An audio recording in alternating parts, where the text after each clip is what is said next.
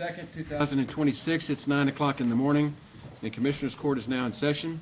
If you would, please rise for the prayer and the pledge, which will be led by Commissioner Harris. Please pray with me. Lord, thank you for all that you provide us.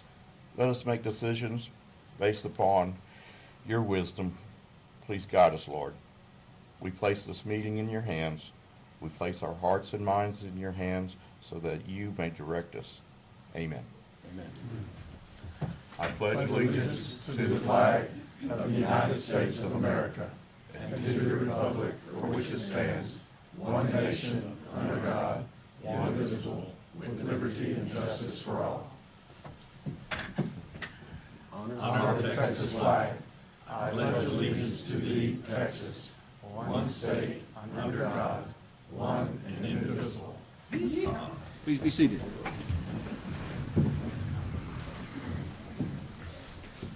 Okay, the first thing we do in Commissioners Court is we turn these off or to vibrate. So if you have a phone, turn it off or vibrate so it does not disrupt the proceedings. And then the first thing we have on the agenda, this is the regular Commissioners Court meeting that we were supposed to have last week that we postponed because of the weather. And so we have public input. For those that would like to address the court, we ask that you fill out the form in the back, provided to the Assistant County Clerk up here.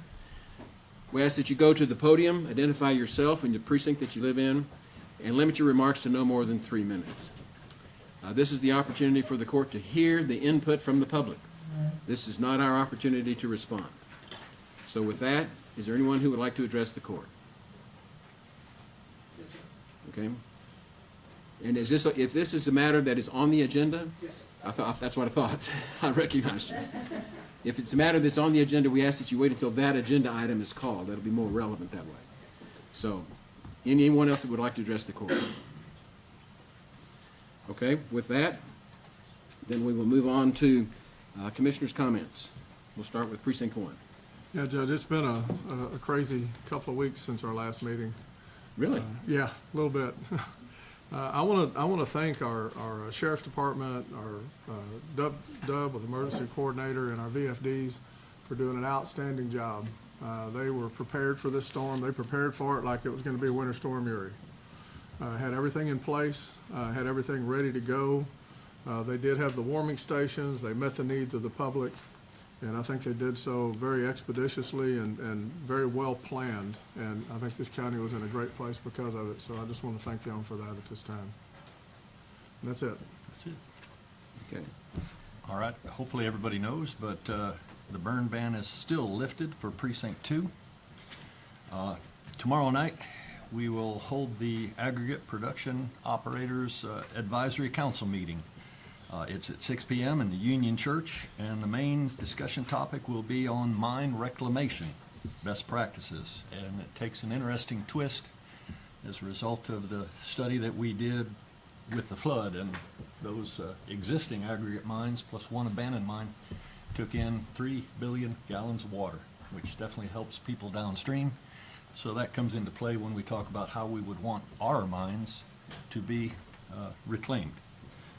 Interesting discussion. Okay, also met with the sheriff and Kelly Hoffer and other folks from the Road and Bridge and Chris Lalinde. That was last week down in Center Point to discuss installing a no parking sign on Skyline Drive 30 feet back from the FM 480 intersection. So we'll look into that. That'll have to come to the court. We'll need a public hearing and of course the court's approval.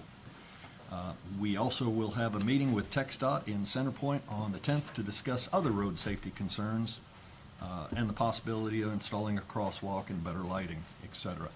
And folks, that's a function of Center Point is alive and well. It's thriving. We've got a lot of new businesses, restaurants, and so forth.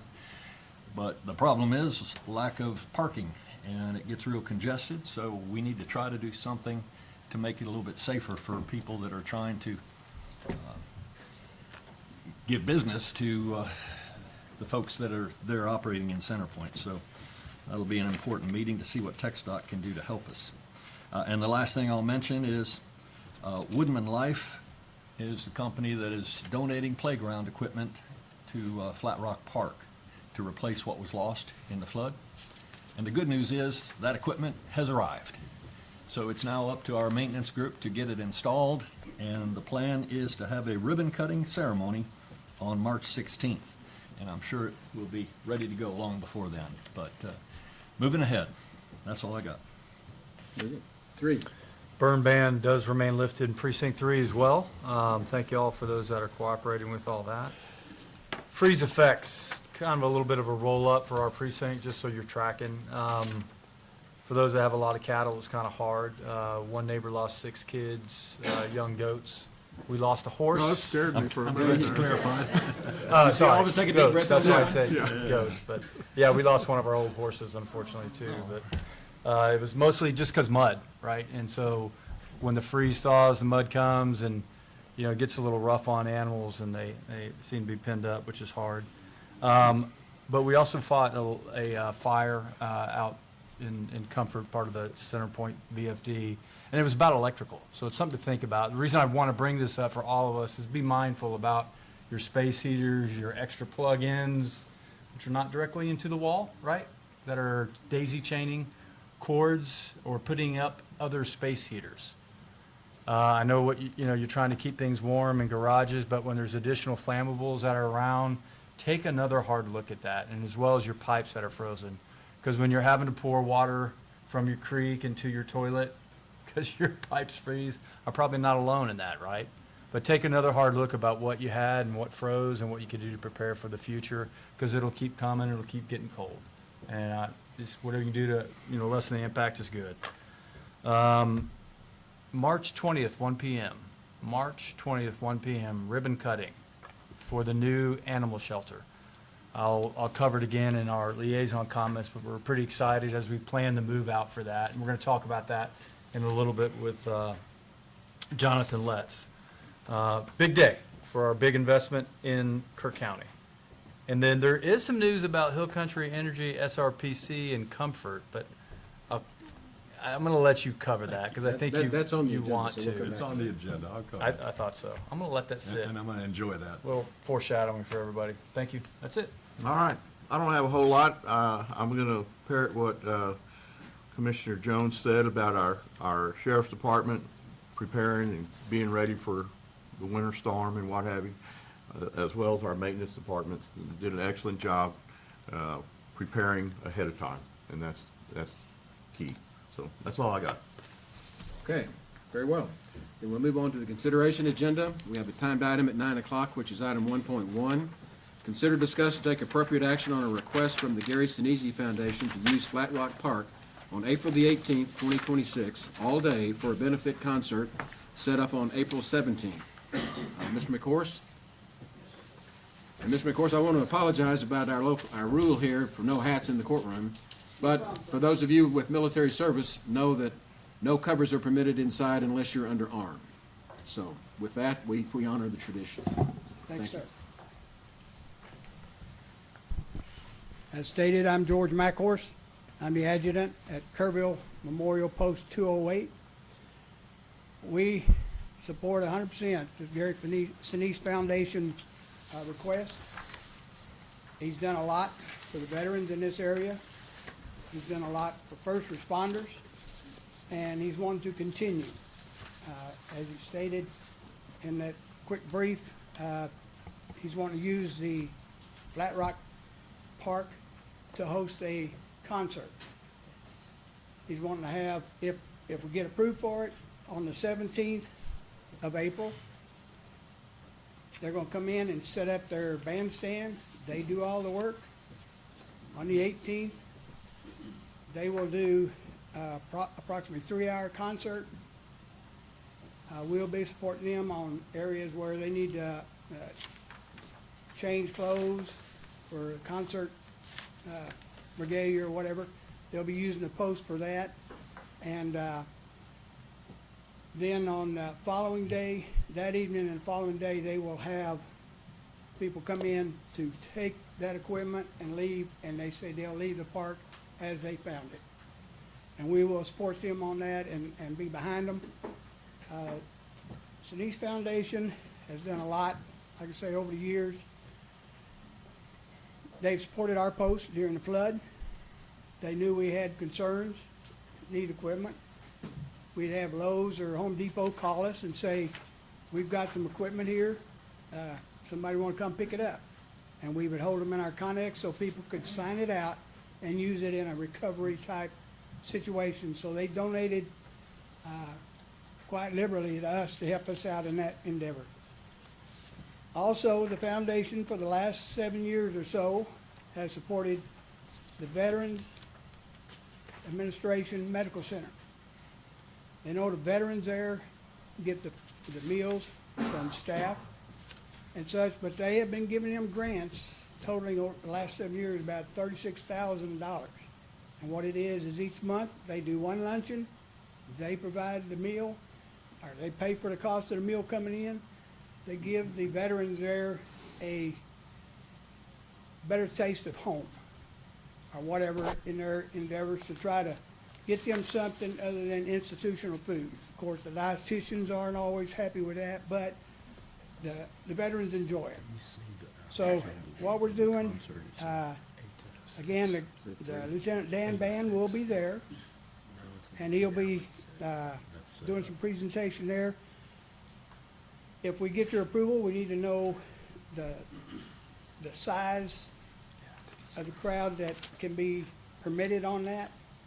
We'll coordinate on security, whatever needs to be done in that regard, but we'll help them in any way we can with their setup, their cleanup, and make sure the park is returned. And Garrison East Foundation is proud to provide the first responder appreciation event with an in-kind cost of up to $180,000 to show our support to the Kerrville community. As our founder, Garrison East, frequently reminds us, while we can never do enough to show gratitude to our nation's defenders, veterans, first responders, and the families that will serve alongside them, we can always do a little more. We would be honored to bring this event to the city and show firsthand how we embody our mission of service. That's signed by the Garrison East Foundation. And we request y'all's consideration of this, allow us to be able to use the park, and as stated, we'll give it back in the same condition we got it. I'll Thank make you a very much, motion. sir. I'll make a motion that the court approve the use of Flat Rock Park by the Garrison East Foundation for setup on April 17th and a benefit concert on April 18th. I'll second. Got a motion and a second. Any discussion? You know, one thing I want to point out is, it looks like they say it'll be over no later than 5 o'clock, and that's, for a concert down there in Flat Rock, that's good. That's early, yeah. Because that music carries across the water, and Yeah, I know. sometimes we've had complaints in the past, so, if it goes into the evening, so hats off to you.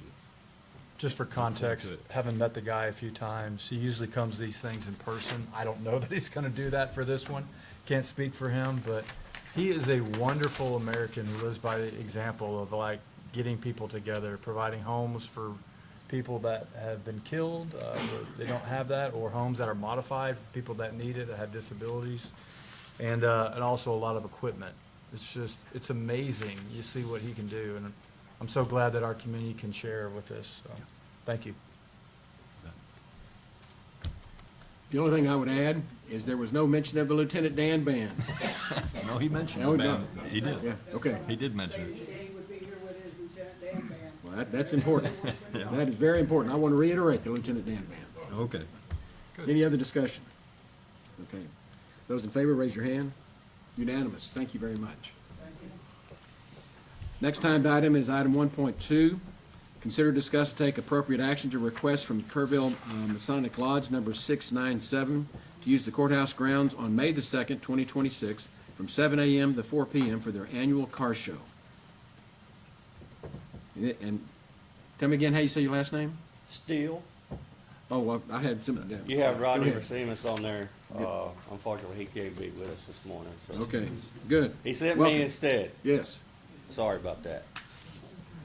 My name's Billy Steele. I represent the Kerrville Masonic Lodge, number 697. We come before you again this morning, Judge, to request permission to use your courthouse grounds here for our annual Masonic car show that we do. This will be our 4th annual. We use these funds for scholarships for all of our schools here locally. It's just a fun day, fun thing to do. It'll be May 2nd. Normally we have it in March or April, but we didn't want to compete with all the other stuff going on here. So we decided to move it to May. Again, this is to support, you know, the local charities and mainly scholarships. Start about 7 a.m. and wrap up about 4. Again, we try to leave the grounds as good, if not better, condition than we found it in. I'll make a motion to approve the request by the Masonic Lodge for May 2nd for their annual car show. Okay. We've got a motion and a second. I want to make sure that our VFD two have a chance to take a look at their pages. It's the alert from the fire department. I'm Okay. sorry. We're gonna That's the only ignore one it. that comes through. Well, don't ignore it. Just respond to it Just appropriately. I don't need to be the, Any other discussion with regard to the Masonic Lodge request for the car show here on May the 2nd, which is a long tradition here? Those in favor, raise your hand. Unanimous. Thank you, Billy. Thank you, Judge. The next timed item is a 9:05 timed item. It's 1.3, consider, discuss, and take appropriate action regarding the 2025 Kerr County Historical Commission report and introduce new members. Now, I looked for Miss Oates and I didn't see her.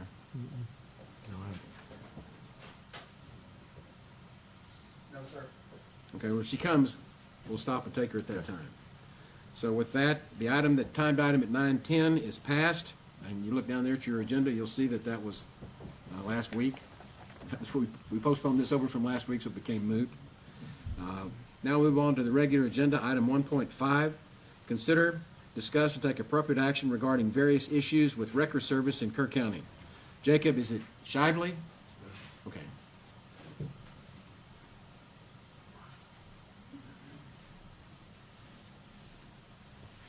My name is Jacob Shively.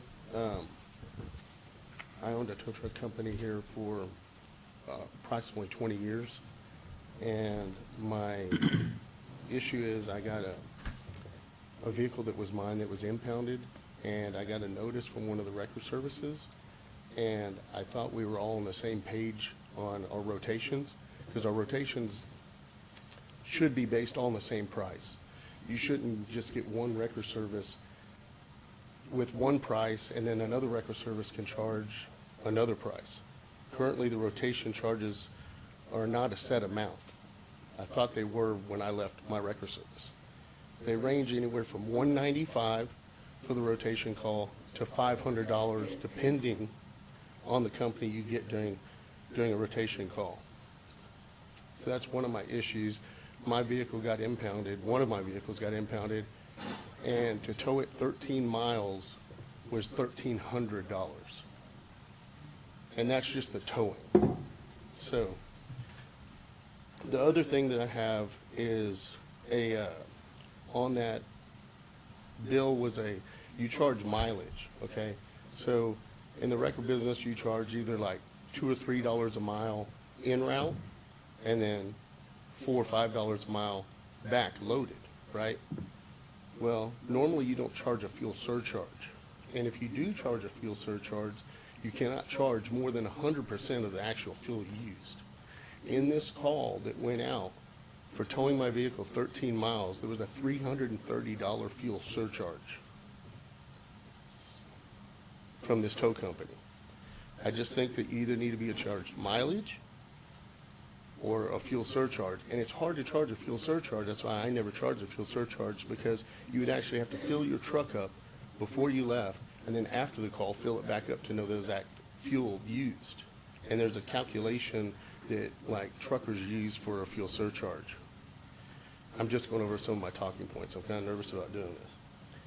And my other one is TDLR does not regulate rotations, okay? They're not going to come into, that's who regulates tow companies. They're not going to come into a county or municipality and say what the charges are in there. The only thing that they regulate is private property towaways, okay? And currently, a vehicle under 10,000 pounds, if it gets towed away from a parking lot, is, well, when I was there, it was $250 for under 10,000 pounds. 10,001 pound and above, it's $350.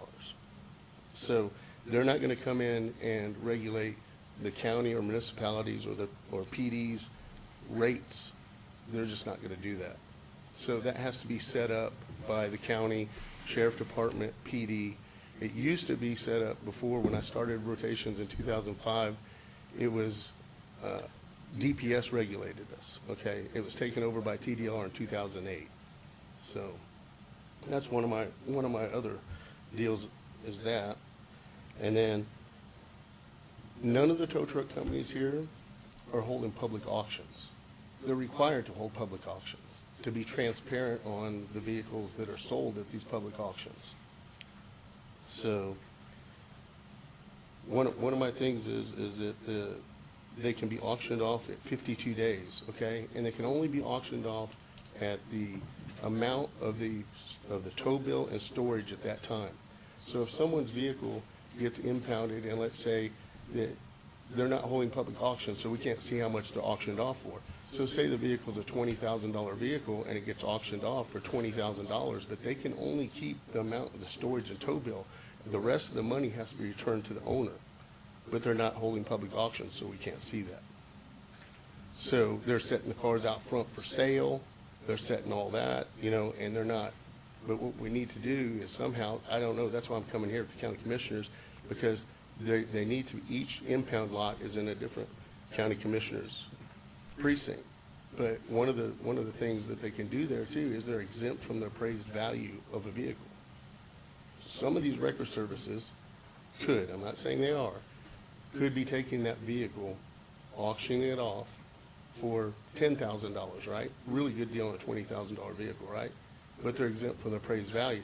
So this affects Bob Reeves over here, because what could happen is, since they're exempt, they can go in there and they can say, hey, I'll save you money. We'll say on paper that we auction off for $1,500. What happens to that rest of that cash? So that's just one of my things. I have a folder for each one of you guys. Y'all can look at it if you have any questions about it. My suggestion for the transparency on the auctioned off cars, it would stop. It would be able, so you can see what the vehicles are actually auctioned off for, so the money would be returned to the citizens of Kerrville once they get impounded. So that's just about all that I have to say about it. Just the two issues of the rotation needs to be set at a certain price. I think that I have it in my folder. My record service actually went through my rate sheet with Hill Country Record Service. It was the only rate sheet that went through the city manager about 8 years ago, got approved. And let me see what it is. I think it's $250 for the rotation for 10,001 pound and below. That's the initial call out, plus mileage. And then 10,001 pound and above was $350. That's the set rate for private property tows. And that rate sheet actually went through. But these other tow companies are higher than that, some of them. And I just think it needs to be addressed. I'd like to get the sheriff to speak on this. Sure.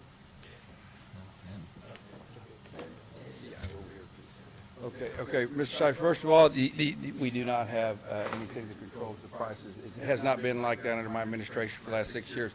So the court knows the sheriff's office does oversee the rotation record system of non-consent tows. So let me break it down. What you have is here. You have consent tows and non-consent tows. A consent tow, somebody breaks down, somebody's in an accident, they say, I want record ABC. They get that. There's nobody can control that price, not even TDLR. Okay, on a non-consent tow, which would be an arrest, an accident where the vehicle's there, they call for a rotation record. We do have a rotation record system for regular records, also large records for like 18-wheelers. those prices can be controlled. This is not the first time I deal with it all the time. His was observed, that's a horrible price, I'll tell you right now. That's crazy. So the options on that are, the closest county that has that is Comal County, and I know it was a nightmare, but they got it done. It's basically the sheriff working the commissioner's court with the county attorney. That is an option. It's an ongoing deal, controlling those prices. I have thought a lot, I spend a lot of time, this comes up all the time. Maybe pulling them into my office, every one of them, if they want to be on the rotation, I'll take them off, is to come over there and we try to work it out and agree maybe verbally on something, but then I don't ever like those deals when I can't do something about it. But I'd be willing to do that, and say, hey, this is the deal. I could take them off the rotation, but if not, then the option is coming to the court. But just so everybody knows publicly, the court would have to control that price. It'd probably be an ongoing changes, as you know. It's just like everything else we deal with. And I'm sorry on the fuel charges. I don't know. That's been a huge headache. I don't agree with that. Let me tell you right now, that is wrong to charge. I feel you're getting charged double for that. But I'll be happy to answer any questions. That's kind of it in a nutshell. It sounds like we need to do something to control price gouging. I agree. I'll visit with the county attorney. I'd be willing, the initial meeting, I would be willing to try to get them into there. I couldn't force them, but I do oversee it, who's on it and who's not. And, we can try, I'd be willing to try that and see, but, at the end of the day, if they charge something different, it's really, I don't got no bite to where, y'all set the price, et cetera, I'd definitely take them off. Sheriff, I think that'd be a great first start, is to have a meeting and call them all into the same room and, talk to them about it. Sure, And, I'll update the court on that, but. One option is that the court comes up with some kind of regulation for it. The other option is that they agree to do something, maybe they sign it, I don't know. Obviously, we need to involve the county attorney here. Oh, definitely, yeah, But, and I mean, sorry for that, I hadn't had a chance to as a visit with you, volunteer but- firefighter, the last thing we want to do is discourage them from showing up on an accident scene and getting those vehicles that have been, no longer serviceable. We need to get them out of there and clear the scene. So we But- just have to be a little careful that we're not, shooting ourselves in the foot where some of them won't respond because they think somehow the pricing isn't fair. Sure, we'd have But some there. as long as it's fair, let's see what we can do. Yeah, the prices have really gotten, Yeah, I get that complaints sounds all the ridiculous, time. what we just learned, so. I'll work on that, update the court, visit with the county attorney, and, try to get an That'd be initial good. meeting, see what we can do. And I might offer a comment. I think this is a problem that's common to local governments, both the county and the city. And I would encourage that we include some kind of discussion with the city to kind of see what they're doing, to make sure that we have some sort of uniform approach to this.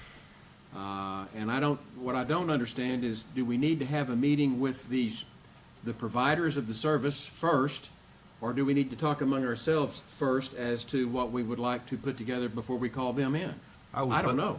I would think, trying to get them all together and create something that they are all agreeable with, that's more fair, would be the first start. Then I think so, too. any other meetings after that would probably be mute if they do it on their own. And if I could just ask, sir, for Mr. Shively, I didn't know where you were headed with all this, but thank you for bringing it up.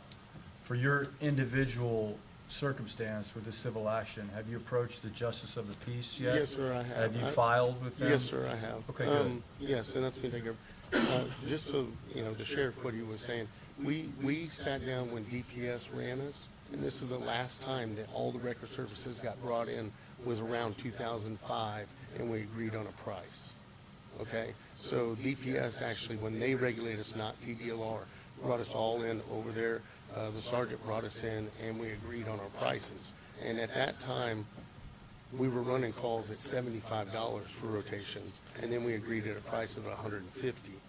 So, and then, like I said, my regulation sheet actually went through the city manager at the $250 and $350. And most of this would be something you'd bring up in front of the Justice of the Peace, just for the public to understand.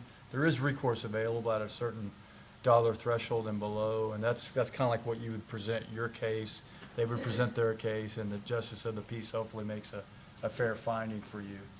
Yeah, That's where the power Yeah, I'm not resides trying in to this. be here for my case, I'm just trying to be here for the differences of No. the pricing difference where it needs to be. If you're on rotation and you're on a rotation, just because someone's higher, you get that person. It all needs to be uniform, regulated. You're the exact same price, you charge the exact same labor to be on rotation. It's just fair to the general public. Your second topic, Mr. Shibley, was about the public auctions. That should be something that jeopardizes your license. Yes, it's actually regulated by TDLR that they're required to have public auctions in our county, but they're not. And TDLR is actually, sir, all y'all is spread real thin. It sounds like a huge deal, but they regulate from matchmakers to haircuts to plumbers to, they're just inundated. Yeah. So But let the public know, who is TDLR? TDLR is Texas Department of License and Regulation. Sheriff? Okay. And they need to be part of this discussion. I don't know if we can get them. Yeah. Well, I can tell you, we don't have this problem with our bail bondsmen. Because we do very carefully regulate that, or not, we have I've a got a policy folder. regarding that. We have been in contact with them via phone. Okay. So this is certainly a topic worth reporting back to the court so that we can see if we're making progress and where we need to go next. Mr. Shibley, can I ask real quickly, which precinct are you in? I don't know if I'm in 1 or 2. I'm off of 249 Vine Street. It's yours. I looked it up. Is it? I'm just curious which JP you've talked to. Okay. Anything else? Any action to be taken? I don't think so today. Okay, so we'll look forward to a follow-up report on that. We'll move on to the next item on the agenda, which is item 1.6, consider discuss and take appropriate action on a change order from J.K. Bernhardt for the Kerr County Animal Control Facility. Former Commissioner Letts. Good morning. Well, the good news is this is only change order number 5. Considering the size of the project, it's pretty remarkable that there's only been 4 previous ones. This one is an amount of $37,294.44. The reason for it, well, first of all, I'll say, originally this change order came in at right about $68,000. And through a number of meetings with J.K. Bernhardt, between Peter Lewis, myself, and the project manager, Daniel Mirabito, we went through it and it came down to the current amount of $37,000. The reason for it is it's no one's fault. It's not a planning fault. It's not a construction fault. It's just that when you actually build the building with the HVAC system, some things have to be moved. There were some beams that were in line with where the ductwork goes. Some of the ventilation system had to be adjusted slightly. So that's what the reasons are. I mean, there's not. So it was engineering. It was engineers. It was engineered right, and the drawings were fine. It was just a matter of when you go to actually put it in, you're going from a plan to reality, you have to make some adjustments. There's a number of other items listed on the change order that we're not being charged for, and legitimately we could. But Bernhardt is absorbing those costs. Notice that there's quite a few fire sprinkler revisions required by the city of Kerrville at the city, Sallyport. Drywall ceilings were required in a couple of rooms that we didn't have them in there. They required that. There's a few things like that. The curbs for the exhaust fans came in round. We thought we wanted them square, so we had to make some adjustments there, but Bernhardt absorbed those. So Bernhardt absorbed quite a few of the costs on this. I think it's reasonable. Peter Lewis has signed off on this, so I would recommend approval. I will say, and where I recommend that the funds come from, I visited with the auditor about it. There are still funds under project contingencies. There's plenty of funds there, so it's not going to increase the overall project budget. It may decrease some things that we would like to get done, but we're still looking at that. At the next meeting, I've been meeting with Commissioner Holt and Reagan, and we're going to come through with some items that just need to be done. Like there's some fencing that wasn't included, there's some landscaping that has to get done, there's a few other things that just were never included, but there are funds for all that in the budget. And it looks like the completion date will be towards the end of this month when we get the certificate of occupancy. So with this change order, what's the total cost of this project going to be? I'd have to go to the auditor, but it's not an increase from what you've approved previously. It's the same amount that was approved a year ago. It's because it's split over 2 budget years, the reason I can't answer that right. I don't remember the total that was spent last year, but it's just, it's the same amount that was approved by the board previously. In the essence of transparency, we did talk about this morning, is the total cost run up. We intend to provide that at the next Commissioners Court and have it break down. It'll take a little bit, including change orders and things like that, and the furniture and what we're looking at. It's fair to ask. Sir, did you talk about the cost already? Or did I miss that? Yes, I mean, this is what they're, the various amounts are, it's all HVAC issues. It's adjustments that were made and some ventilation issues. A couple of the ventilation issues are kind of improving the ventilation system that was added. I mean, it was felt by J.K. Bernhardt and Peter Lewis that it would be better for the ventilation, make it work more efficiently once you get the construction in. But these amounts, like I say, they're not related to a design problem or a construction problem. It's just a matter of when you start putting the vents and the duct work in to make it all work right, some adjustments had to be made. And that's what this is for. They're all HVAC adjustments. Well, you're very familiar with how this process works. What action are you asking us to take today? To approve change order 5 and that the funds would come from project contingencies. Okay. Okay, I'll make a motion to approve this change order 5 and from our project contingency funds. Okay, we've got a motion Second. and a second. Any discussion? It's been a long, winding road to get here, and a painful road at times, but hopefully worthwhile. It's, I tell you, the facility is impressive. It's very nice. It's going to serve the community very well for certainly the next 20 years at least, I'd say. And J.K. Bernhardt's been a pleasure to work with. My original scope was a little bit more focused, and due to the things that have happened during the year, I've kind of become a project manager, even though it wasn't in my scope of work, but working with that, trying to get it done. Spend a lot of construction meetings, and Daniel calls me when there's a question. And I'm grateful, honestly, during the whole flood, you picked up a lot of the slack, but also never stopped being involved in all this, so it's helpful, very helpful. And I know you negotiated a lot on this current change order to get it down to a more reasonable price, so thanks. So we've got a motion and a second to approve change order number 5, which will come out of contingency funds in the budget. Any other discussion Just to make it clear, it's contingency funds for this project, for this project Yeah. in the budget? not out of your other contingencies. Right. It's specific for this Yeah, the funds project. were already approved for this It's project. already been approved. Any other discussion? Those in favor, raise your hand. Unanimous.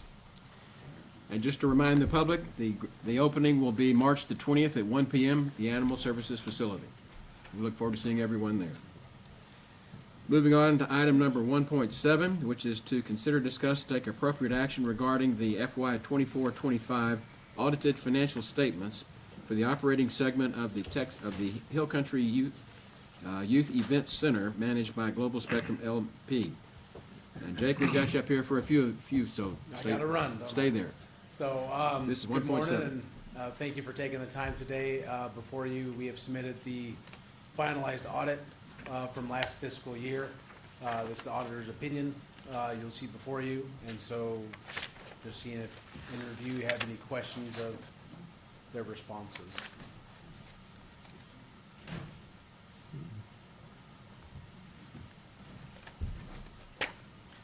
I'll make a motion that we approve the fiscal year 24-25 audited financial statements for the operating segment. I think what we'll have to do is accept. Don't we just accept that? I don't know, you tell me. It's Yeah, it's Okay, an audit. I'll We amend just my- accept it. I'll amend my Yes, motion. we accept We're not it. second guessing the audit, we're just accepting it. Well, nobody else. I'm looking at my auditor Thank you. back there, she's nodding her head. Okay, so I'll make a motion that we accept the fiscal year 24-25 audited financial statements for the operating segment of the Hill Country Youth Events Center, managed by Global Spectrum LP. Second. Got a motion and a second, any discussion? This is to accept the audit as presented. Those in favor, raise your hand. Unanimous. Don't go away. 1.8, consider, discuss, take appropriate action to approve the corporate qualitative incentive per contract for FY 24-25 with OVG for the for the Hill Country Youth Event Center. Jake? Again, this is per every annual contract after the audit has been submitted and approved and accepted. Part of the financials for the event center is to give a report card back to my corporate office for, how we're doing down here, how we're faring. Per the contract, that's a maximum incentive of $15,000 divided into 5 categories. That list should be before you. We always go over this, and it's the court's decision to award those incentives to corporate for managing the facility from last year. Yes, Jake and I sit down each year and go over this, and this has been an unusual year out there, and he's done a fantastic job, rated everything, and I asked him to do a self-evaluation, and then I did one on top of that, and we came up, out of that 15,000 possible, we came up with 12.5 is what 12,500.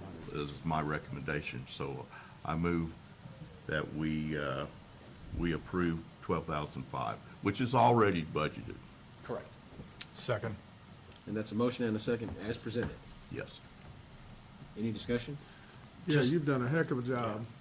Appreciate it. This year has been the most trying year you could probably ever see in the history of that center.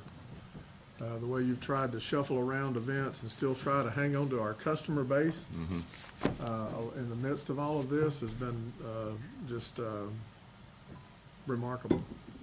So thank you very much for all your hard work and your team. Yes.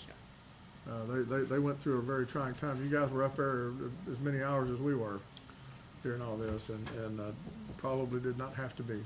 And he's been shorthanded much of that time. Yeah. So And I'll say, I've dug hard into your finances and budgets because I want to make sure you broke even way before the flood. That we can attract more business and be in the black. We have been this year because of the rentals. But the way you handled yourself, and I'll second that, I saw a lot of stress in that center. It was hard not to absorb stress from the press, from the event, from the families. You were one of the few people that I saw that just made it happen. And I've seen a lot of stress in my life, and a lot of things like that. And it's not unfamiliar to see that somebody can handle something with grace comes from a strong place of strength. And we didn't run out of toilet paper, and that's no small feat when you consider that many people in that place and the bathrooms were never terrible. So just a small line, a little graphic, but it shows how well you worked. And I wanted to echo what he's saying. Impressive. When everybody just came in on top of us July 4th, and it was like a beehive out there. Speaking of the toilet paper, I recruited my wife to come up there and help keep the women's restrooms clean and stuff that weekend until we could get coordinated and have somebody from maintenance come out there. So it was, Jake, as well as everybody else, you just play the hand you're dealt. You don't know what's coming, but you played it. Right. And you did it well. Thank you. Appreciate it. I have a strong support team with that, including even Shane's staff as well, so I appreciate that.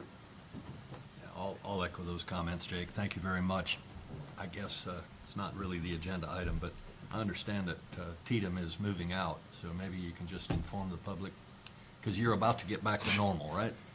Correct. For transparency, right? The operation is not over. However, the occupation of the event center is wound down. Yeah, so you'll see less first responders, actually less, zero, first responders out there starting today. So you will still see them continuing the operation elsewhere. Now remind me, who made the motion? I did. And this is on the. Incentive. Is there Harris the made a incentive? motion, Holt Yes. seconded. We're ready Okay, to this is vote. the incentive as presented. Yes. 1-8. Okay. Any other discussion? Those in favor, raise your hand. Unanimous. Thank you, Jake. Heather was hoping there was no more discussion. Yeah, off topic. Okay, well, that's why I wanted to get centered back to what the motion was. The next item is 1.9, consider, discuss, take appropriate action to accept the Hill Country Youth Event Center annual report for FY 24-25. Jake? Sure. As we've already discussed, it was a unique year for the event center. That brought up a lot of unique opportunities that we got through. We were operating quite well for the fiscal year up until July 4th, and we shifted gears, and it changed the dynamic out there. But as Tatum was a paying customer, the financials, of course, had been positively affected from that. In addition to supporting the flood recovery efforts and the first responders, we did officially launch not last October, 2 Octobers ago, the Pepsi partnership. And so that went into full swing last fiscal year, as well as we migrated our accounting system to a new, easier to use suite of programs. As the financials that we report to y'all, you've seen the change in those. And so those are additional things that happened last year. But of course, the main focus ended up being the flood. Other great things that happened last year was, in no short part due to Commissioner Pace's efforts, the roof of the indoor arena was replaced. And so we have started, phase 1 of the renovation of the indoor arena. That was a great addition. As we discovered over the summer with the new insulation, new roof, no skylights, that building already is more hospitable in the summer. So as we continue those renovations, as we can find the funds, it will become a functional building once more. So Let's not forget that dirt. the dirt's still there. It's still got to go. It's still there. So, other things we like to talk about in the annual report is just client base. We did lose a few folks due to the flood. They had to find alternative venues. We're working to get them back. But prior to that, we did welcome a new circus, the Zope Circus, they were in the field in the tent last fiscal year. So I know a lot of people saw them and enjoyed that, which was new. We kept a lot of our revolving clients, if you will. A lot of all the stock shows, the people frequent. We had Moto Extreme Circus again to come with their high-flying motorcycle act. The San Antonio Kennel Club is a staple as well. So we're always trying to fill in those last couple holes in the schedule with new content that everybody can enjoy. And so if the public ever has input, or if they've seen something else where they'd like us to bring, let us know. I have a phone. We call people all the time, trying to get them to come to town. As a rental facility, we have to work with that so they can rent the place instead of us paying for them to come to town. But we've done a lot of things with a lot of nonprofits to make that work. So outstanding things there. Of course, our event total took a hit last year. Typically, we report around 420 event days a year. This year, we reported 283, mainly because Tatum, even though it's 87 days, is one event. So that's a big portion of that, but it just shows how many 4-H groups, the sheriff's office, how much they use those classrooms, and how much we weren't able to for the end part of last fiscal year. But you'll see before you, we ended up with a great surplus. We made budget by the largest margin in the event center's history. So there are surplus funds that we have been working with Commissioner Harris, auditor, to strategically work on spending those, whether it be on future improvements that we've been working on, maintenance projects we know that are coming up now that Tatum is leaving. We know there's a lot of painting and things that need to be done. So we're going to be working with those funds to get them spent strategically on the building so that it remains operational. If there are excess funds, we're in those phases right now to figure that out, to help continue renovation of the indoor arena or whatever they might be. So the public knows that that money will go back to the event center unless the court wishes to zero out the account to use it elsewhere with the county. It's still going to go to the taxpayer. Jake, I get people ask me all the time, or I think there's some false rumors out there that think all this, this income we got from Tatum is going into y'all's pockets, your management group. It doesn't go anywhere. It's right here. Correct, and I see where the public can assume that if they don't know, because Global Spectrum is a line item on your all's budget, we have a separate bank account. It's still Kerr County's assets. We manage those assets for Kerr County. It is not Global Spectrum's assets at all. You get a straight, flat management fee each year. No, And the money just goes into different buckets. it's buckets. But it's our bucket. Our bucket. Your bucket. Our It's a bucket. taxpayer bucket. And- Absolutely. And another quick topic, Jake, I get calls from people saying, well, this was built for the kids and they get bumped in the schedule all the time. I think it's a good time to go ahead and publicly talk about the fact that they send you a schedule at the beginning of every school year, correct? Not only that, we plan typically 2 to 3 years out for the big 4-H events, to make sure that they are on the calendar and get the dates they want. Right. And then from there, we fill in the schedule. So when you hear things about getting bumped, it's probably last minute meetings that 4-H comes up with, or they have a scheduling conflict with their meeting space.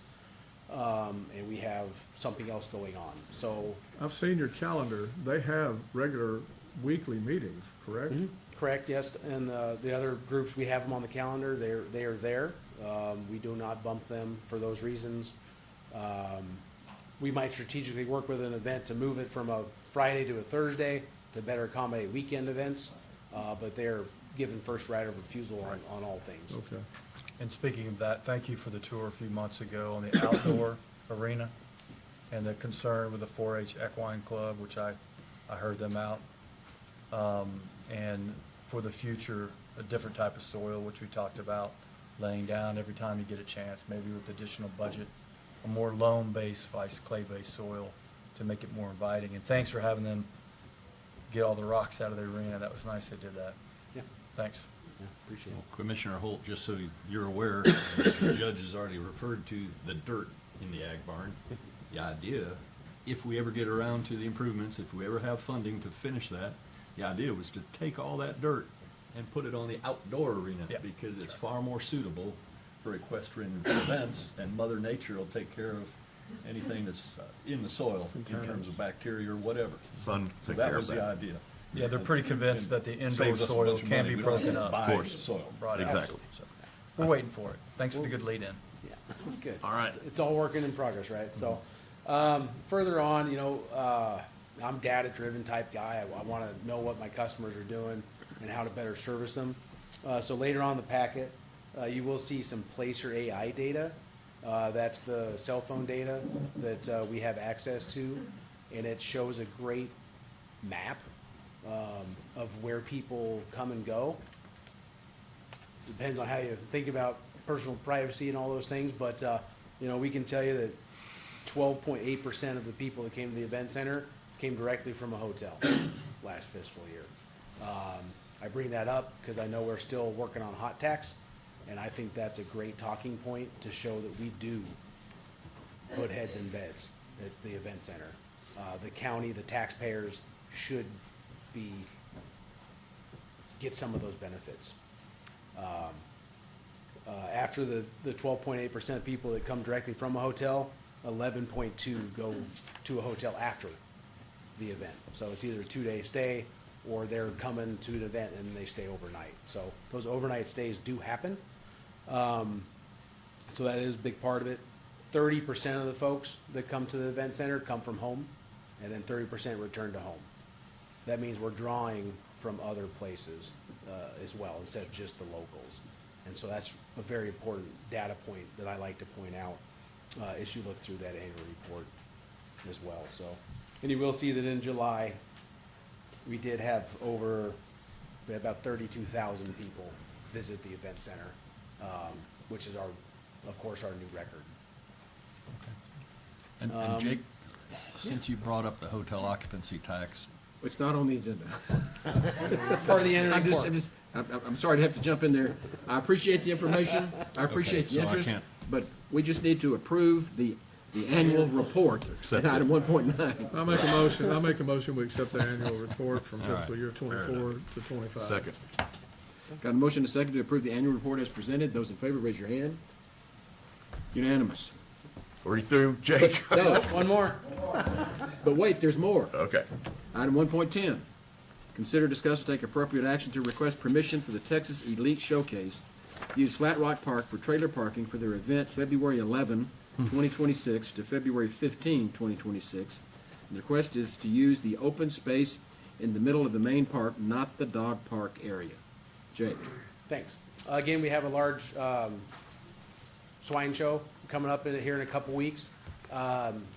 They have enough trailers and enough attendance that we cannot fit all that equipment and trailers and folks on the grounds, which is a great problem to have. The county happens to have Flat Rock Park directly below our facility, and in years past, we've used it to park trailers. I'm here to ask permission to park trailers for a few days, again, in Flat Rock Park for the Texas Elite Showcase. Yes, and I move for approval. Second. Got a motion and a second to approve using Flat Rock Park to park trailers for the upcoming Texas Elite Showcase event at Youth Event Center as presented. Any discussion? I will say this is one event that gets a lot of extra hotel space. I mean, this group's here for a couple of days. That's why they want to store their trailers down there, so it goes way up for hotel occupancy. Yes. My only question, Jake, okay, if we're gonna use the center of the park, you know, if we had a heavy rain or something right before the event, it could do some pretty nasty damage. Do we have a plan B or anything that we might do if that event occurs? If there was a weather event that occurred that damaged the ground or made the ground unusable, we would try to reposition as many as we could up top, which would mean I could open up Riverstar Park for overflow truck traffic in a way. Trailers don't fit over there, but we could house as much as we could. I could ask the baseball fields if I could use their grounds as well and for a contingency for parking cars. Well, even that area that Tatum has used out there where they were landing all the Black Hawk helicopters, I'd much rather seen that torn up than Flat Rock Park. That's all I'm saying, you know. Think about it, have a plan B. It's noted. Flat Rock Park has come a long way in terms of getting it back to usefulness and its condition prior to the flood, so let's not tear it up. Okay, we've got a Noted. motion and a second. Any discussion? Those in favor, raise your hand. Unanimous. Thank you, Jake. Thank you, Court. That's the most time you spent at the podium, I think, ever. Might be. New league record. Quickly, let's move on to item 1.11. Consider, discuss, and take appropriate action to accept donations to the Kerr County Animal Control totaling $15 for the month of November 2025. Mr. Gibbons. Good morning. Just trying to get caught up on our donations. This was for November. We did not have any in December. I'm looking at And- that haircut. Yes, sir. Growing it a little bit. Yeah, It just took his hat off too. it's not on the agenda. No, sir. I move for approval. Got a motion and a second to approve accepting the donation as presented. Any discussion? Those in favor, raise your hand. Unanimous. And item 1.12, consider, discuss, take appropriate action to approve the interlocal agreement between the Kerr County and Menard County and Real County for jail services for the county sheriff and allow the judge to sign same. Sheriff. Yeah, just looking for Commissioners Court approval for Menard County and Real County. We're adjusting their prices to the new jail rate of $100 a day. I move for approval. I'll second. Got a motion and a second to approve the contract, the jail contracts with Menard and Real County as presented. Any discussion? Just one question for you, Sheriff. Uh-huh. How many different counties do we have agreements with? I'm just curious. I don't know the total off my We- head. I we've try to heard get a as bunch many of as I these. can. At least 8 or doesn't 10. hurt. And I'm all for it, don't get me wrong. Yeah. I'm guessing we've got at least 8 or 10, maybe. Oh, yeah, dozen. at least, but I've got a lot out. Some of them didn't like the new rate.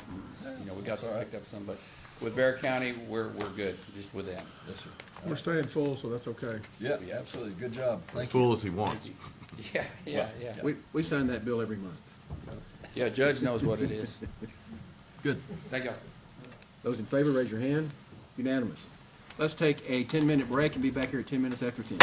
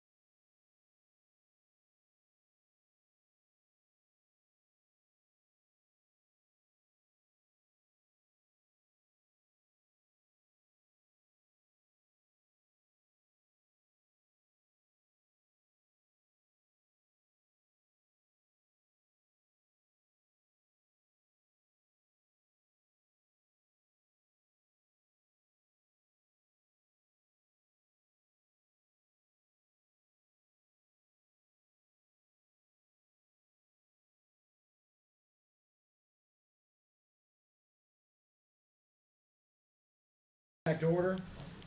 Next item on the agenda is item 1.13, consider, discuss, and take appropriate action for the Commissioners Court final approval regarding 5 new road names for a new development called Mountain Legacy Ranch in Precinct 4. Ms. Hoffer.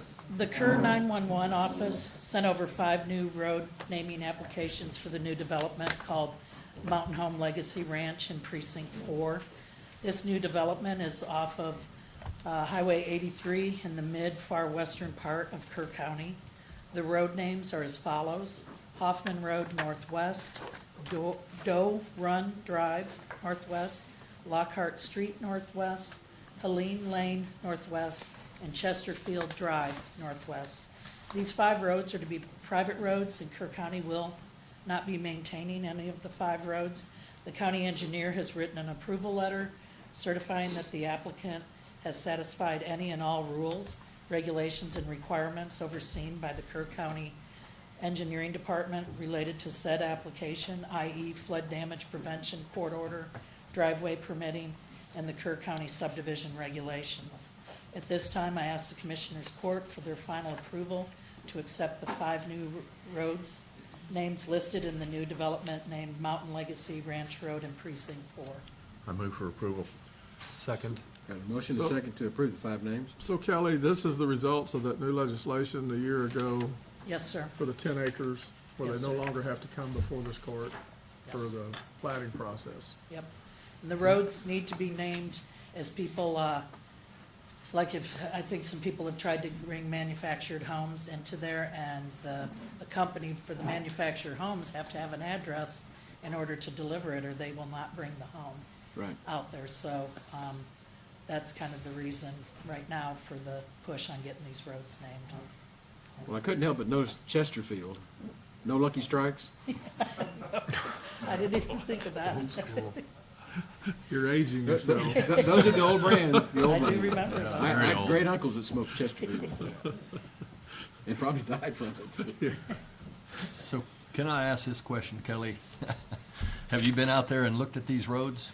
I have, it's been a while. Charlie, Bobby, and I I mean, drove out there. What We had kind of found roads out a are new- they? Are they just graded dirt? Or Yeah, are they- there's no all-weather surface on them. I don't think, So obviously they're at not this to time, our they're thinking about subdivision doing a standards. chip seal or anything, but yeah, there is no all-weather surface on it. So if you get a rain, you Well, probably that's are the gonna danger have with that some type of issues. legislation, because Yeah. they Yeah. get messed up. We can't get an ambulance in there, Yes. fire trucks in there. Yeah, It's bad. yeah. Buyer And it's far beware. out. I mean, it is right, the entrance of it is pretty much the county line on it, so Right. it's very far out. Okay. I'm not gonna say anything. Right. You don't hear that often, but I'm not. Thank you, Austin. Yep. We got a motion and a second to approve the 5 new road names. Have we voted? No, sir. Those in favor, raise your hand. Those opposed, abstain. I abstain. Thank you. Moving on to 1.14. Thank you, Kelly. Thank you, Judge. Consider, discuss, update on matters related to the HCESRPC, the Hill Country Energy Subregional Planning Commission. Commissioner Paces. Okay, well, a lot of news. I think Commissioner Holt started to, or at least alluded to, a key piece of information that I'm going to share. So in a January 27th letter to the Bernie Star, Catherine Chapman, who is the manager of community engagement with East Point Energy, spelled out the firm's decision to drop plans for constructing the planned 250 megawatt BESS facility on Flat Rock Creek. That's near the LCRA substation facility. Of course, she stated, due to shifting strategic priorities, East Point Energy's development on the Flat Rock Creek Energy Center will no longer be pursued at this time. So that's wonderful news. I think it's a tribute to, well, the community at Flat Rock Creek and those people that push back so strongly. You know, maybe our 391 Sub-Regional Planning Commission played a role as well in that, just shining a light of truth and bringing it out in the open. So it's taken a large concerted effort to push back, and at least this one's been successful. And the other news is that, let's see, East Point is just one of two firms that were seeking to build a battery energy storage system on that road, and the other one is Key Capture Energy, and it had planned its Ring Trail Ridge storage facility right on Flat Rock Creek as well. But they have said that that facility is on hold now. So, also good news. We'll see how that all plays out. There was some confusion that maybe East Point was somehow the developer associated with the Mountain Home East-West battery energy storage system. That's not true. The S-Volta is the company that's the developer for the Mountain Home battery energy storage, and as far as we know, they're still moving forward. It's still on the ERCOT website. We'll see. In other news, the temporary restraining order was upheld for the Harper Bess in Gillespie County, and of course that situation is under litigation between several residents and Peregrine Energy, and the suit has also been enjoined by Gillespie County. Other really good news is that Governor Abbott just added Contemporary Amperex Technology Company Limited, their batteries, to the Texas list of prohibited technologies under the Lone Star Infrastructure Protection Act. So the acronym for Contemporary Amperex is CATTLE. If you have heard us talk about cattle batteries, and of course they're manufactured in China, and 90% of the batteries that are used in BESS facilities, lithium-ion batteries I'm talking about, are manufactured in China. So the governor adding those batteries to the list of prohibited technologies is great news. It's going to be a setback for most of these developers. Okay, otherwise, the Hill Country Energy Subregional Planning Commission Board met on January 20th in the Gillespie County Courthouse. You might recall that we were considering meeting in the AgriLife building. Well, that didn't happen because Tatum called and backed out. We had hoped that Tatum was going to attend that meeting along with a number of the other state agencies, and that we would discuss cybersecurity concerns associated with battery energy storage. But it turns out they were unable to get any of the state agencies to agree to meet in a public forum with our subregional planning commission, and at best they seem to be willing to pursue how we would respond should we have a thermal runaway fire, which is something we should work on. But the real idea here was to get on top of it before we get these things and make sure that the cybersecurity concerns are being addressed. And of course, this is particularly concerning when we now understand, it was reported in our board meeting, that over 700 attestations on critical electric grid equipment and or critical electric grid services are missing. So in other words, the developers have not submitted these to ERCOT, and this is a requirement under the Lone Star Infrastructure Protection Act. So, you know, all I can say is they're moving ahead, they're connecting these things to the grid, and we're missing these attestations, and there's a serious concern that these facilities could allow someone with malintent to trigger a thermal runaway that could bring down our grid. Otherwise, Kendall County Commissioner Jennifer McCall will be attending the ERCOT board meeting on the 9th to express our concern regarding the missing attestations and the seeming lack of cybersecurity enforcement. We thought Tatum would play a role in that, and now it's kind of come to light that no, it's all falling back on ERCOT and Public Utilities Commission to enforce this stuff, but it's not being enforced.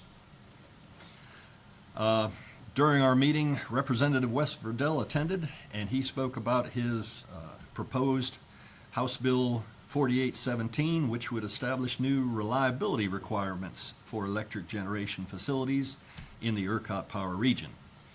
And, you know, it's a bit complex. I won't get into all the details, but let's just say that it could be helpful if that bill gets passed.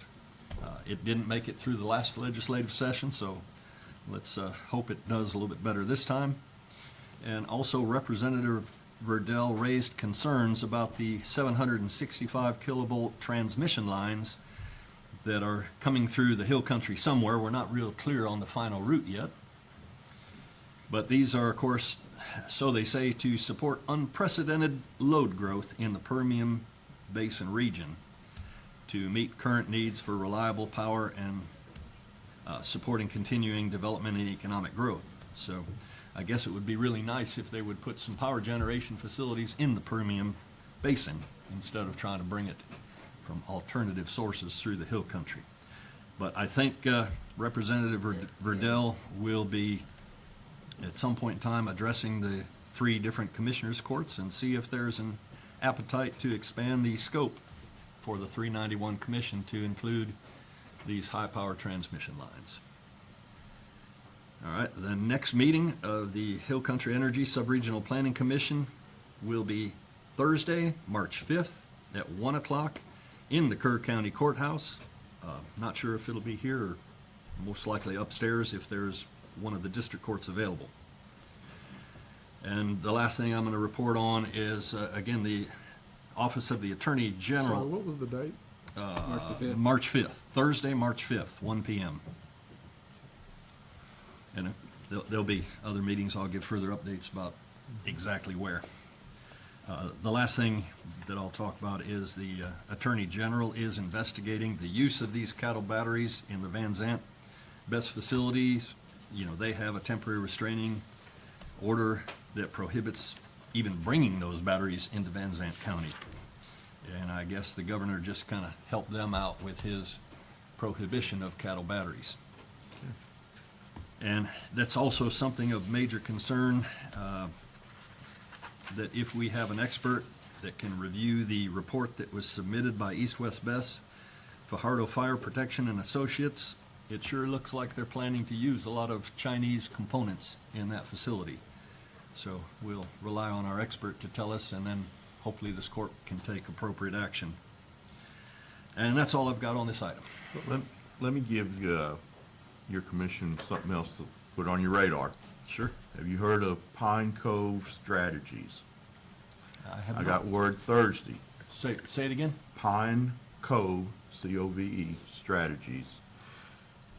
This is a group that wants to put in an additional BESS at 479 and I-10, next to that substation. Oh, yeah. Now, copied in the email I got, I don't know if he owns it or it's just, he's part of the Pine Cove Strategies, George P. Bush. So, they haven't done anything. As of right now, there's not an application with us or CTEC from any of the BESS facilities, but they're out there. Understood. Is that the same location as that east-west? Yeah, 479 and 10. Yeah, so they've changed companies. I don't know that they changed. This is probably an additional. It's the second one. Looks like it. So they wanted, some young lady called me and left a voicemail, and then I called her back and wanted a private meeting with me, and I said, well, you need to come to the Commissioner's Court so the whole court hears your plans and what have you. And they didn't want to do that. I said, well, then go through our county attorney. So that's where we're at. Okay. I've got a question, and, Yes, sir. I don't normally ask you questions on this, but why did Kendall County they shut down there? Do you have any ideas? Well, no, not Location directly. mainly, Just wasn't the it? location. I think the main thing that I've seen is, they have a fire marshal, and they are able to adopt a fire code. We're not. We could have a fire marshal. And as a result of their code, they were able to insist that the best developers, put in a second road for egress and ingress in the event of a fire or an emergency. Because right now, there's just one small little residential road that takes you back to where they wanted to be that, could be obstructed and people couldn't get in and out. So that was kind of the card that they were playing, and whether that was the thing that tipped them over or whether it was just, funds Well, are drying It'd up. be good to know if it for is, some of these. because I will tell you that we have a road right there next to 479. It's Yep. called Interstate 10. Yep, I'm And aware we of could that. shut it down if one of these caught on fire. Well, Oh, yeah. it probably would have to be shut down if one of these catches on fire. with the Predominant amount of- wind would Yeah, close it. with the Yeah. amount of thick smoke Yep. that would be coming, so. Yeah. And then what do you do with that traffic? Because these Or we could fires issue last for days. M95 and couple ask days. everybody going down the freeway. Yeah, well, can you imagine 3-4 days of something burning that's such thick smoke that people can't see to, I-10 has to be closed. That's Well, I can tell you for, national implications. I can tell you for a fact, having served on the TxDOT committee studying I-10, no, we cannot survive 4 days of closure of Yeah. I-10, period. That just cannot happen. Maybe we need to get TxDOT involved then, because that's exactly what would happen if. And that is the direction of the prevailing wind. That's right. Yeah, having had I-10 rerouted through our small road is not a good thing. And that happened once since I've been here. Having it rerouted through town would, Several times, Yeah. stuff out, not good. wrecks, that caused it. My opinion Well, on especially in that location. as far as why, I think it's successful public outcry and pressure to make them explain what they're trying to do, and exposing all the different products that go into it, which are Chinese made. And I think it became very difficult for them to actually produce a product that fit within regulations exposed by the fire marshal. Right. I think we're gonna find that East Best developer will have difficulty fully complying with the existing safety and fire codes that are applicable for our state, which we're subject to. But again, that's why we need that expert consultant to advise us. We are the authority having jurisdiction. So we'll then be able to start a dialogue with the developer and make sure they are very well aware that they will have to fully comply with the existing codes and standards. Any other questions? That's it. That's just an update. That's an update. Okay, we'll move on to item 1.15, consider, discuss, take appropriate action to approve and authorize county judge to execute a contract for technical consultant services between Kerr County and Columbia Power Systems, Inc. for consulting services related to utility-grade energy storage systems, and rescind court order number 41710. And you want to, basically, that we had already approved awarding this contract. This is with Dr. Robert Steele. He truly is an expert on the codes, 855, which is the standard, and NFPA 1, and all the other related codes in particular. Also, he's an expert on UL 9540, which is key in terms of batteries. But having him review this report that we already have from East West Best, even though they pulled it back off, it sheds a lot of light on what they would be proposing. And again, I look forward to having him do a review of that report and advise the court of all the areas that it definitely is deficient, and especially in light of the governor's recent order prohibiting the use of cattle batteries. I drafted this professional services agreement and have been in communication with Dr. Steele about his comfort level with it. And we talked about what he's done in the county as far as their professional services agreement goes. So we worked together to come up with this agreement and I think you guys will enjoy working with him. In the agreement, I want to point out one thing that wasn't in his letter that he sent before. It's a limitation on the amount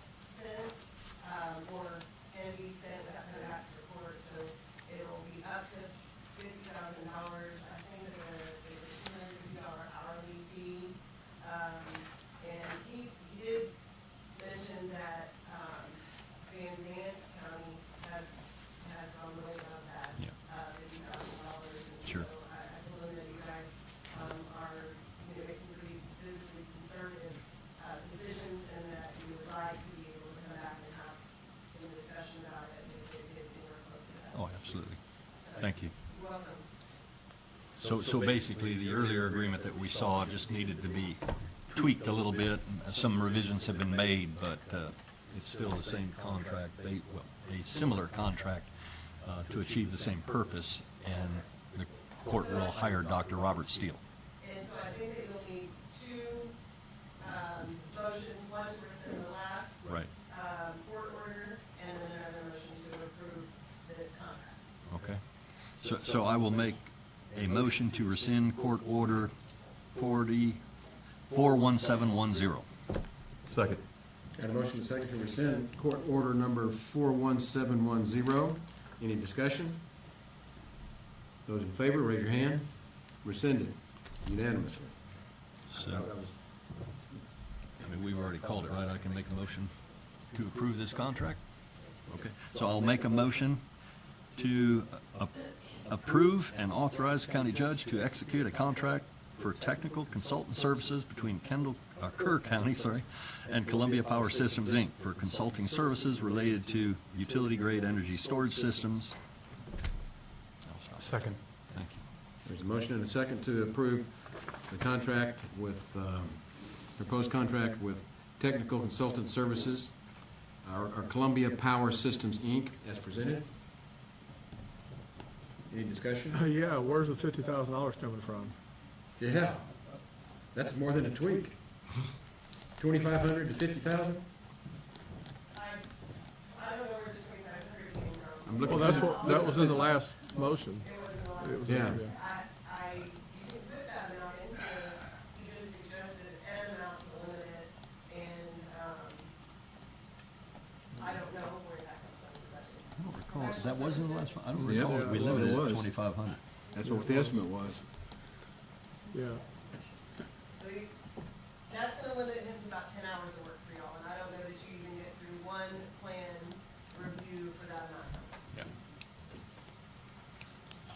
Well, I would guess that we probably could get that done because the length, the number of pages was somewhere around 80 pages in that Fajardo report. I doubt that it would take him much longer to get through Well, that. it sounds to me like on a all we high-level need him to basis. do is look and see if he's got stuff that falls Yeah. within what the governor allows or doesn't. And that shouldn't take but a small review of, Well, I tend to agree. It shouldn't. I don't know, I'm not an engineer. because I'm not in favor of spending $50,000 for a complete plan review and on all of that. I don't think that. That was the cap, isn't it? It's just a Well, cap. that's a cap, but it's a cap that's beyond our limits right now. Exactly. So do you want me to include $2,500 in there? Oh, no, we've already rescinded that order. The Yeah. question is, where's the money gonna come from? Professional services. That's right. And you're in conversations with him, obviously. Yes, and he's got some good suggestions and things he wants to talk to y'all about too, so I can't speak for what his work looks like. Well, I know. I mean, how he works, what that looks Well, we just need to have a lot of control over what our guidance is on this to him and what we're wanting. I think he'll hear you and he'll follow your instructions about limiting his work, number of hours. You just let me know what number you want me to plug in there, and I'll let him know, and then he'll be working with the five of you, on marching orders. Yeah, I mean, look, I'm all for a contract with this guy. Always have been. Yeah. But we do have to know where the money's coming from. And if we have it available. Well, professional services. We have money in professional It would services. be in professional services, if you spend more than the budget that is there, it would have to come from contingency funds. Well, right now, we have a $12.6 million hole that we don't have the money to replenish, that we're spending out of our savings account. And this does not seem to be a prudent thing to do under these fiscal circumstances. Where's the money gonna come from? I'm not against doing this, but we gotta find a way to get the money. And just because we've got some kind of professional services item in the budget for this year, that doesn't mean we're gonna be able to sustain this at all. That's just burning money that we don't have, in my opinion. And again, I'm not opposed to doing something, but show me where we're gonna be able to pay for this. We need to get an idea or an estimate on what Well, his cost is gonna be. it just depends how much, where it goes. I mean, that Well, initial we can, review, I we can think, is approve a probably that contract without 2,500. executing anything on it, correct? Say what? We can go ahead and approve a contract without executing anything as far as the services. Well, I'm not. Yeah. Y'all can do what you want to do. I just don't think this is fiscally responsible. Yeah. I'm happy to put a different amount in there to limit that ceiling on what you want to spend. Tanya, what do we have in professional services? I would have to look, Gotcha. I don't know that off the top I of my understand. head right now what's I know. Will you allow somebody to speak that wants to speak from the audience? Have you signed up? Who wants to speak? I'm sorry, Judge, I have not signed up. I didn't realize we were looking at this kind of inflation and the amount asked. Get your form. She's already, just add, she's got one in front of you for the next item, so just add it. Nope. Nope. Does she? Yes, 116, she does. Yes, she does. Yep. Thank you. I appreciate your consideration. One of the things that occurs to me is they are reviewing plans that have been withdrawn. Is that correct? Yes. Yes. That is correct. And so we're actually looking at something that right now the company is saying they're not going to do this. They could very well turn around after we spend X amount of money to review these plans and give us different plans. And then we'd be on the hook for reviewing those plans. This is And they can do spending that money. a number of times to us. Exactly. You know, given our current financial situation, I think perhaps we're jumping on something that we don't need to do right now. The plans have been withdrawn. Now, if we have an agreement with Steele that he could meet the 30-day timeline if this company would submit new plans, that he would review them for us, then I think we've got something, you know, to work on. Right now, the company said, no, don't pay any attention to those. We've withdrawn them. I think we're wasting money here. I wouldn't review them at all. Thank you. Well stated. Well, let me just say that they withdrew, not necessarily the plans, I mean, they did, but they withdrew their request because they wanted a variation to the standards with respect to a water sprinkler system and respect to having water stored on site.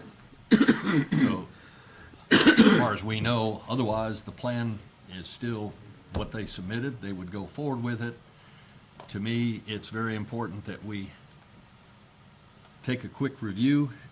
We don't have to spend much money, but we need a shot across the bow before they invest a bunch of money in this site so that they understand that we are deadly serious here and we are going to insist that they fully comply.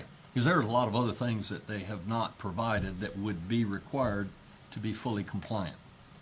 And having a list of those items, I think, would be very useful. I don't That's think my we have opinion. bow shot in the budget right now. Well, I don't either, and here's my problem too, is that if the governor has stated they cannot have these things in there, Yes. it doesn't matter when they put them in, they can be stopped. I mean, you just even quoted what they're talking about doing in Van Zant, right? Yeah. Going in and taking a look at stuff, that's after the fact. But you know, that the problem that we're seeing is nobody's actually enforcing a lot of the stuff that they're putting out there. How do you have 700 missing attestations? Well, I just want to be crystal clear. I'm not adverse to trying to regulate these best plants as best we can. I'm not adverse to trying to get a statewide fire code that we can enforce. I'm not against any of this stuff. I just don't see how we can afford to pay for it in this budget cycle where we are. That's my concern. It's just a dollars and cents concern. And it seems like to me, we're getting help from the governor, we're getting help from other counties. I'd ride their coattails as long as you could. Sure. We're the only county that's being attacked with this that's gone through what we have because of July 4th. Well, sure. And my point is that that's the problem that we have Yep. right now is that it has hit us financially hard. Sure. and we're in a very vulnerable position because of that. Yep. Unfortunately, none of these developers are gonna be particularly sympathetic to I that. agree with you. I agree with you. I don't And disagree they'll with you be- on they'll be anything watching you, this I don't discussion. disagree with anything you've said. Well, I can tell you that I think the governor, I think Tatum, I think we do have friends that are mindful of our dilemma of where we are here. And before we race out and spend a bunch of money, I'd like to see what kind of support we can garner. Now, what are you willing to spend? I'd love to at least spend that $2,500.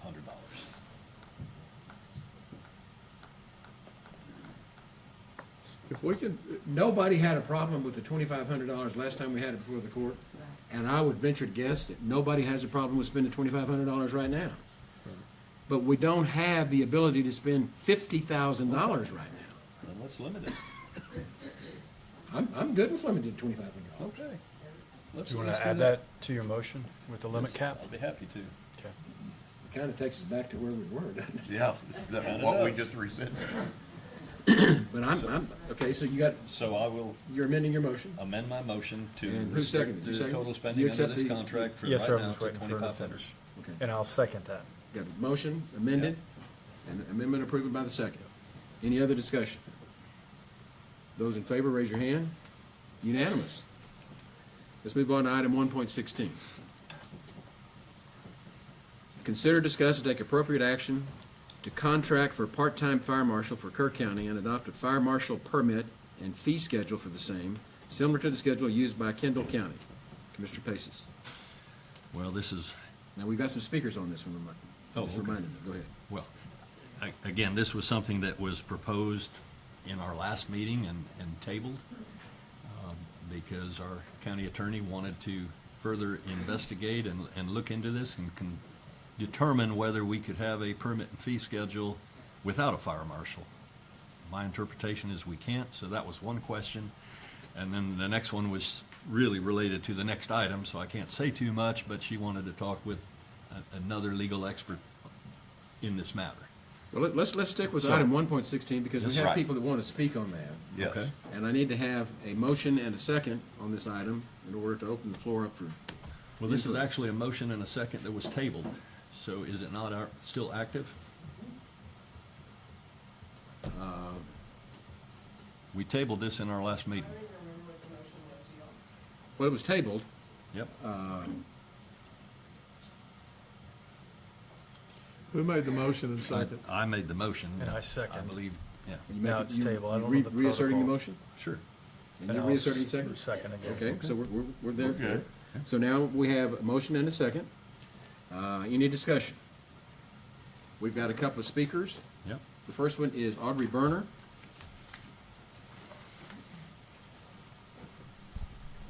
Good morning, Audrey You Berner, need, Kerr you County. need, so people can hear on YouTube. Okay. Good morning, Audrey Berner, Kerr County. I greatly appreciate you, Commissioner Paces, for your grit and determination in stopping these buses from coming to not only Kerr County, but the entire Hill Country. You are a leader in getting our 391 Hill Country Energy Subregional Planning Commission formed. You serve as our current president. You've reached out to state agencies, judges, fire marshals, anyone you thought might be able to help us in this fight. Thank you for continuing to bring up the issue of a fire marshal. Your dedication and fight has been unwavering. Thank you for running again for commissioner. I pray the voters in Precinct 2 vote to allow you to continue being the leader our county needs. There's not a better man to lead in this fight, nor is there a better man to serve as commissioner for Precinct 2. We received incredibly good news last Tuesday from Kerr County, and I credit and thank God for this gift. East Point Energy, a company out of Norway, notified the Kendall County judge they decided to discontinue pursuing the proposed BESS in Kendall County. I don't know if the company gave a reason to the judge. My experience with these companies is they lie, so even if they gave a reason, I'm not sure it would have been the truth.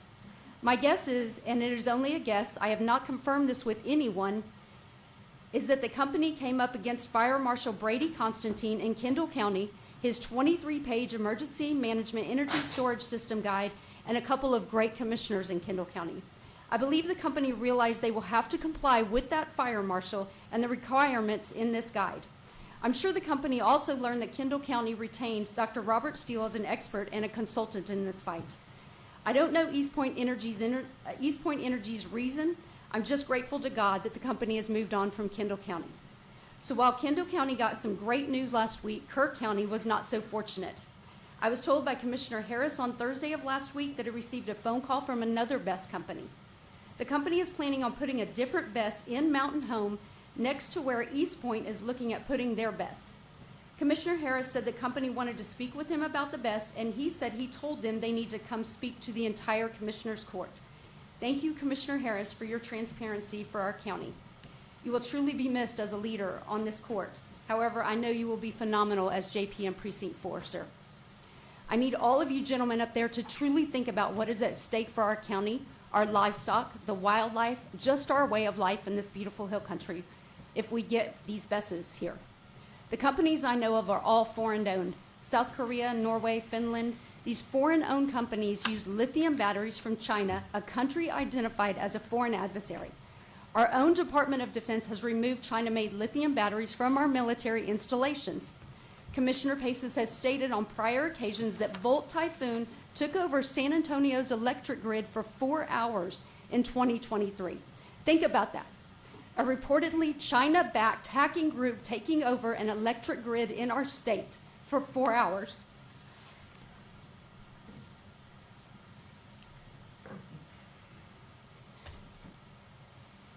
I'm sorry, I'm very angry. According to an article I read in Energy Choice Matters, ERCOT on 5/30/25 issued a market notice concerning widespread non-compliance with the reporting and attestation obligations regarding the purchase of critical electric grid equipment and critical electric grid services. According to ERCOT, over 500 market participants have failed to submit a Lone Star Infrastructure Protection Act attestation. When Mike Hoke, the Director of Public Engagement with the Public Utility Commission of Texas, came to our 391 meeting in November of last year, he stated over 300 attestations were missing. So both ERCOT and PUCT know these attestations are missing, but it appears neither has done anything to make these market participants comply. There does not appear to be any oversight, nor does it appear there are any consequences of these companies failing to complete the attestations. I want to remind this court that Governor Abbott has issued executive orders GA-48 and GA-49 for hardening state government and protecting critical infrastructure. Senator Donna Campbell signed a letter dated 3/8/24 opposing a BESS company installing a BESS in Kendall County. Texas State Representative Ellen Troxclair signed 2 letters dated 2/18/24 and 5/15/24 in strong opposition to BESS companies looking to install BESS in Kendall County. Citizens have stood up and voiced our concerns. Our county has created a 391 Sub-Regional Planning Commission with 2 other counties to stand up against these BESSes. Kendall and Kerr counties have signed resolutions in opposition to BESS in our hill country. My point is, so far, in 2 years of all of our hard work and dedication, virtually nothing has been done to stop these greedy companies from coming to our hill country. My understanding is that if we have a fire marshal, we can implement a permit and fee schedule. With the fire marshal, we can have an emergency management energy storage system guide similar to Kendall County's, with compliance that has to be met and is completely spelled out. We can require companies submit a site-specific emergency response plan. We can require companies submit a site-specific hazard mitigation analysis. We can require companies to submit the UL 9540A, which is the test method designed to meet stringent fire safety and building code requirements for battery energy storage systems, according to UL.com. It seems to me a fire marshal is the only tool that has been effective in stopping these BESSes, as we have seen from Fire Marshal Palmer in Van Zant County. I want to remind all of you gentlemen, the East-West BESS Company submitted paperwork and documents to the court, and they were requesting code modifications for their project in Mountain Home. Their request was to be an agenda item in Commissioner's Court on 11/24/25. Thank God the company canceled. The company had already submitted paperwork and many documents. According to Fire Marshal Palmer in Van Zant County, there are only 30 days to action a BESS company's submission, or it is essentially approved and the company gets to move on in their work. I want each of you up there to explain to me and all of our Hill Country residents what our county would have done if the company had not canceled. what recourse would we have had against these best companies? 2 Timothy 1:7 states, "For God has not given us a spirit of timidity, but of power and love and discipline." I believe God is leading us in this fight. I also believe that God expects us to look to him, to pray, and to stand up for ourselves and our neighbors. I truly believe our best offense in this fight is a fire marshal, adopting an emergency management energy storage system guide, and adopting the permit and fee schedule. The fire marshal has been successful in Van Zant County. The permit and fee schedule from one company will most likely pay for a part-time fire marshal for at least 1 year. The East West Best Company came to us over 2 months ago, and we still do not have this issue resolved. We only want to hire an intelligent, like-minded individual who truly wants to protect our residents and our hill country and who only speaks the truth. We do not have to make this a long-term position that will go on for many years. We can simply hire a fire marshal with the understanding to both sides that this is a trial position and can be eliminated if there comes a need. As I stated prior, I do not know a greater threat to our county, to our hill country, and to our way of life. God has gifted us reprieves and opportunities. It is time to be proactive and to take action and use the protection of a fire marshal in this fight. Before I conclude, I would like to clear up a misunderstanding I had when I spoke in court on January 12, 26. My understanding was that these best companies have to begin construction in July of 2026 and be completed December of 2030 to get all of the subsidies from our government. I have since learned that that information is incorrect. I want the public to know that. There are differing dates and timelines for solar, wind, and battery. Please stand with our county in this fight. Please stand up for our firefighters, our law enforcement officers, and our first responders in our county. I need each one of y'all to answer why, what this county would have done had this best company in Mountain Home not canceled in January of 2025. I need each one of y'all to answer each one of us residents out here. May we all continue to seek God's wisdom and do his will, and may God continue to bless Texas and bless America. Thank y'all. So Audrey, if they had come to us with that, it was for a variance only, and it most likely would have been denied. Okay, but So that is would have that, been, to answer your question. I understand that, but was that not submitting their documents? And we have 30 days to action those documents, sir? Well, that was strictly on that one topic that they But- would have submitted. Okay. This they is not a submitted- debate. You've No, had no, your I'm not- opportunity to present your case. I'm asking a question. Is that not them submitting their documents so the 30-day timeline starts? They withdrew it. I'm saying if they had not withdrawn it, sir, what would we have done as a county if that was out there and they had not withdrawn it? I don't want to fight with you. I don't want to debate anyone. I think y'all owe us an answer. Is that not the 30-day countdown? And I don't know if you can answer, General Counsel. I don't know, but it Ms. seems. Berner, thank you for your comments. Can you answer my question, please, Thank sir? you for your comments. That's what we have, county.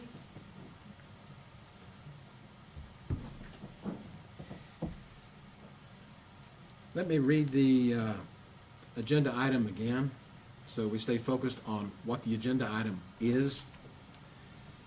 And that is to consider, discuss, and take appropriate action to contract for a part-time fire marshal from Kerr County to adopt a fire marshal permit fee and schedule for the same, similar to the schedule used by Kendall County. That's what's before the court.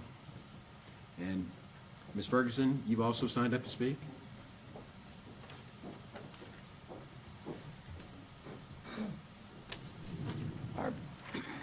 Excuse me, Barbara Ferguson, Kirk County.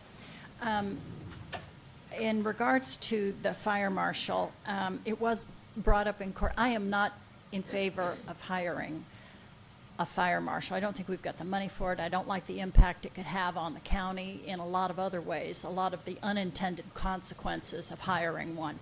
What I am in favor of is contracting part-time for specific duties with a fire marshal. And in the code, Texas code, it says that a marshal will faithfully and strictly perform the duties of the office. I've asked a couple of people, who sets the duties of the office? And I understand, whether they're experts in it or not, I'm not sure, but I understand that that is set by the Commissioner's Court. Now, if the Commissioner's Court can set the duties of the office and that fire marshal has to strictly perform those duties, then why couldn't it be set that there are certain businesses that the fire marshal will inspect? And those are the businesses that exceed these kinds of parameters. And those parameters would outline businesses that at the current time in Kerr County would only include Best. And at that point, that fire marshal can set his fees and regulations. So he pays for himself this part-time. He is limited by you, by the court, to only meet the, inspect the businesses that meet those parameters. And I think by doing that, we would have avoided the unintended consequences of flat-out hiring a fire marshal, but we would obtain the objectives we want, to have someone to accept the applications from Best, to review them, and to recommend to the court whether they are meeting the specifications. And through the fees and regulations, it would pay for his services. That's what I would like to see the court consider. Thank you. That's kind of what I've got in my notes for questions for Heather already. Can we create an ILA with like Kendall County for the fire marshal, adopt the schedules and limit the scope of their work Yes. without being considered targeting? You can adopt the fees and schedules if you do an interlocal agreement with another county for a fire marshal. But I would caution you about limiting the scope of their work so that you're not targeting, to use your word, that particular type of business. So that there's not selective enforcement. Sure. Well, the motion was to hire a part-time contract fire marshal, so pretty much the proposal before the court is exactly what Barbara Dool-Ferguson has suggested here. Now, in terms of, I also agree we have to be a little careful, but I would propose that we adopt a permit and fee schedule and then direct the part-time fire marshal to review all new commercial projects. Best would be included, of course, but might be a couple others too. And the fees from those permits would pay the cost. And it's up to this court to decide how many hours the fire marshal works, but it does give us the ability to pay the cost. You know, Rich, I think everybody is sympathetic to the concern about these Best facilities. I haven't talked to anyone who is not concerned about it. The real question is, what can we do, and what's it going to cost? Sure. And what's being proposed here is a very specific type of limitation that we would hire a part-time fire marshal for. Contract. And, Contract. Contract. I understand, Yeah, contract. not hire, but Not hire, contract. Right. I stand corrected on that. But at the end of the day, I think we really ought to be able to read the limitation that we've got in it so that we can get some kind of legal input from our county attorney and even outside sources as to, is that targeting, is that selective enforcement? Because that's what we're trying to avoid. We don't want to litigate with these people. We don't mind, crossing swords with them, doing what we can, but at the same time, we've got to be able to do, what can we afford to do, and what is it that we can actually do that's defensible? Isn't that where we really are? I agree. So we're unanimous behind that. Yep. But what do we do? I think we vote. This has been called for a vote. That's my answer. Okay. Ma'am, I'm sorry. didn't I'm hear. fine. After you vote on this item, you call the next item and I can help walk through what that looks like. Okay. Heather, can you just clarify before we take our vote?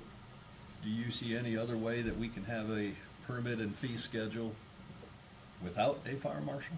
Not at this time, no, sir. Thank you. And that is the dilemma.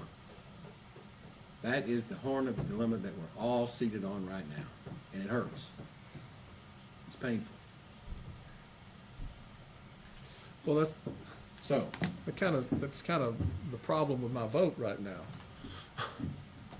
Because we need to know that that we're not unleashing the fire marshal, and that we can impose those specific limitations to what we're talking about doing without creating a problem. So the next agenda item is an item where, for the court to consider retaining, outside counsel to help walk through some of these issues, someone who has expertise and experience in this area. And so that will help you answer the question, maybe not today. Well, then how can I vote on this right now until we hear that? Can we, Let's can we hold leave on this this. one and go to the next Yeah, one why not? for discussion and come back? it's your motion. If you agree to let us do that, we can move on to the I next item. absolutely agree. Let's address the next Second item and agree then to come that? back to this. As long as Okay. we vote and come back, yes. Okay. So this is a one agenda item Okay. deference. So let me call item, is item 1.17, consider, discuss, and take appropriate action to approve and authorize the county judge to execute a fee agreement with Taylor, Olson, Atkins, Srala, and Elam LLP. Well, Mr. Paces. okay. I'm going to ask our county attorney to take the podium, or, well, I guess you can do it from there. Okay. So I'm trying to be better about turning it on so the public can hear who's watching. Yeah. But if you'd like me to go to the podium. Well, I don't mind either way, but, Just speak up in your microphone. Okay, this is, the attorney we talked about was Nick McCamey, who's representing Gillespie County in their litigation involving Bess. And I visited with him some about the questions that you guys have asked, about the authority with and without a fire marshal. Yep. And, regulation of Bess facilities specifically. And, even about a document that Ms. Warner, mentioned, the guidance, the best guidance. I think that Dr. Steele helped Kendall County draft, which he also suggested. So there are some things that Nick's expertise, Mr. McCamey's expertise, will really help you guys move forward on the question of whether or not you hire a fire marshal, whether it's this fiscal year or next fiscal year, or contract for a fire marshal. But it will, his expertise will help provide the guidance you all need to make these decisions that are very important to y'all in the public. so I guess the question will immediately become, well, what's this going to cost us and where's the money going to come from? It would be professional services as well, and my computer keeps kicking me out, and I didn't know if I had a contract. Give me just 1 minute.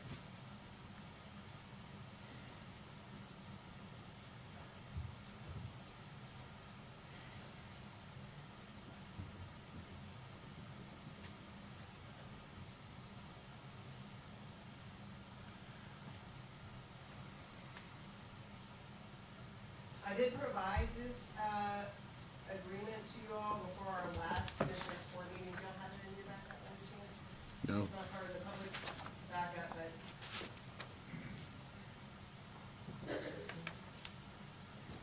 I recall seeing it. Yeah, I do I too. don't remember the details. send it out. It's, $415 yeah, an hour. $415 and $325 per hour for all other attorneys and $130 an Yeah, hour that was for it. paralegals. But I guess the question is, do you have any estimate of what it would cost to get him to address the concerns you'd like to put to him? I don't have an estimate of the hours that it would cost. You can certainly put a limit on it like you did with Dr. Steele, but he is familiar with this area of the law in a way that, his research time will be limited, just like Dr. Steele. And it looks like he's done this before, so it's Yes. not starting fresh. That's right. And you'll need the right answers from someone who Of course. works in this field. If we did 10 hours for the previous, is it right to say to do 10 hours for this? I think that's a good exploratory feedback to find out. Let's find out what they can tell us. I mean, to answer your question, yeah, I think so. $5,000, $4,000, something like this. 5,000 probably. So you want to make your motion that way? Yeah, I can make that motion. So I'll make a motion that the court approve and authorize county judge to execute a fee agreement with Taylor, Olson, Adkins, Shrala, Elam, LLP, and limit the cost to $5,000. Not to exceed 5,000. Not to exceed 5,000, thank you. I'll second. We've got a motion and a second to enter into a fee agreement with this law firm that's been identified here in the presentation for fees not to exceed $5,000. Any discussion? Yeah, do we know what kind of a time frame it would take for them to do this? I can see if you can get here at your next meeting. Yeah. All right, so Okay. if we can put this on the next agenda, Yes, sir.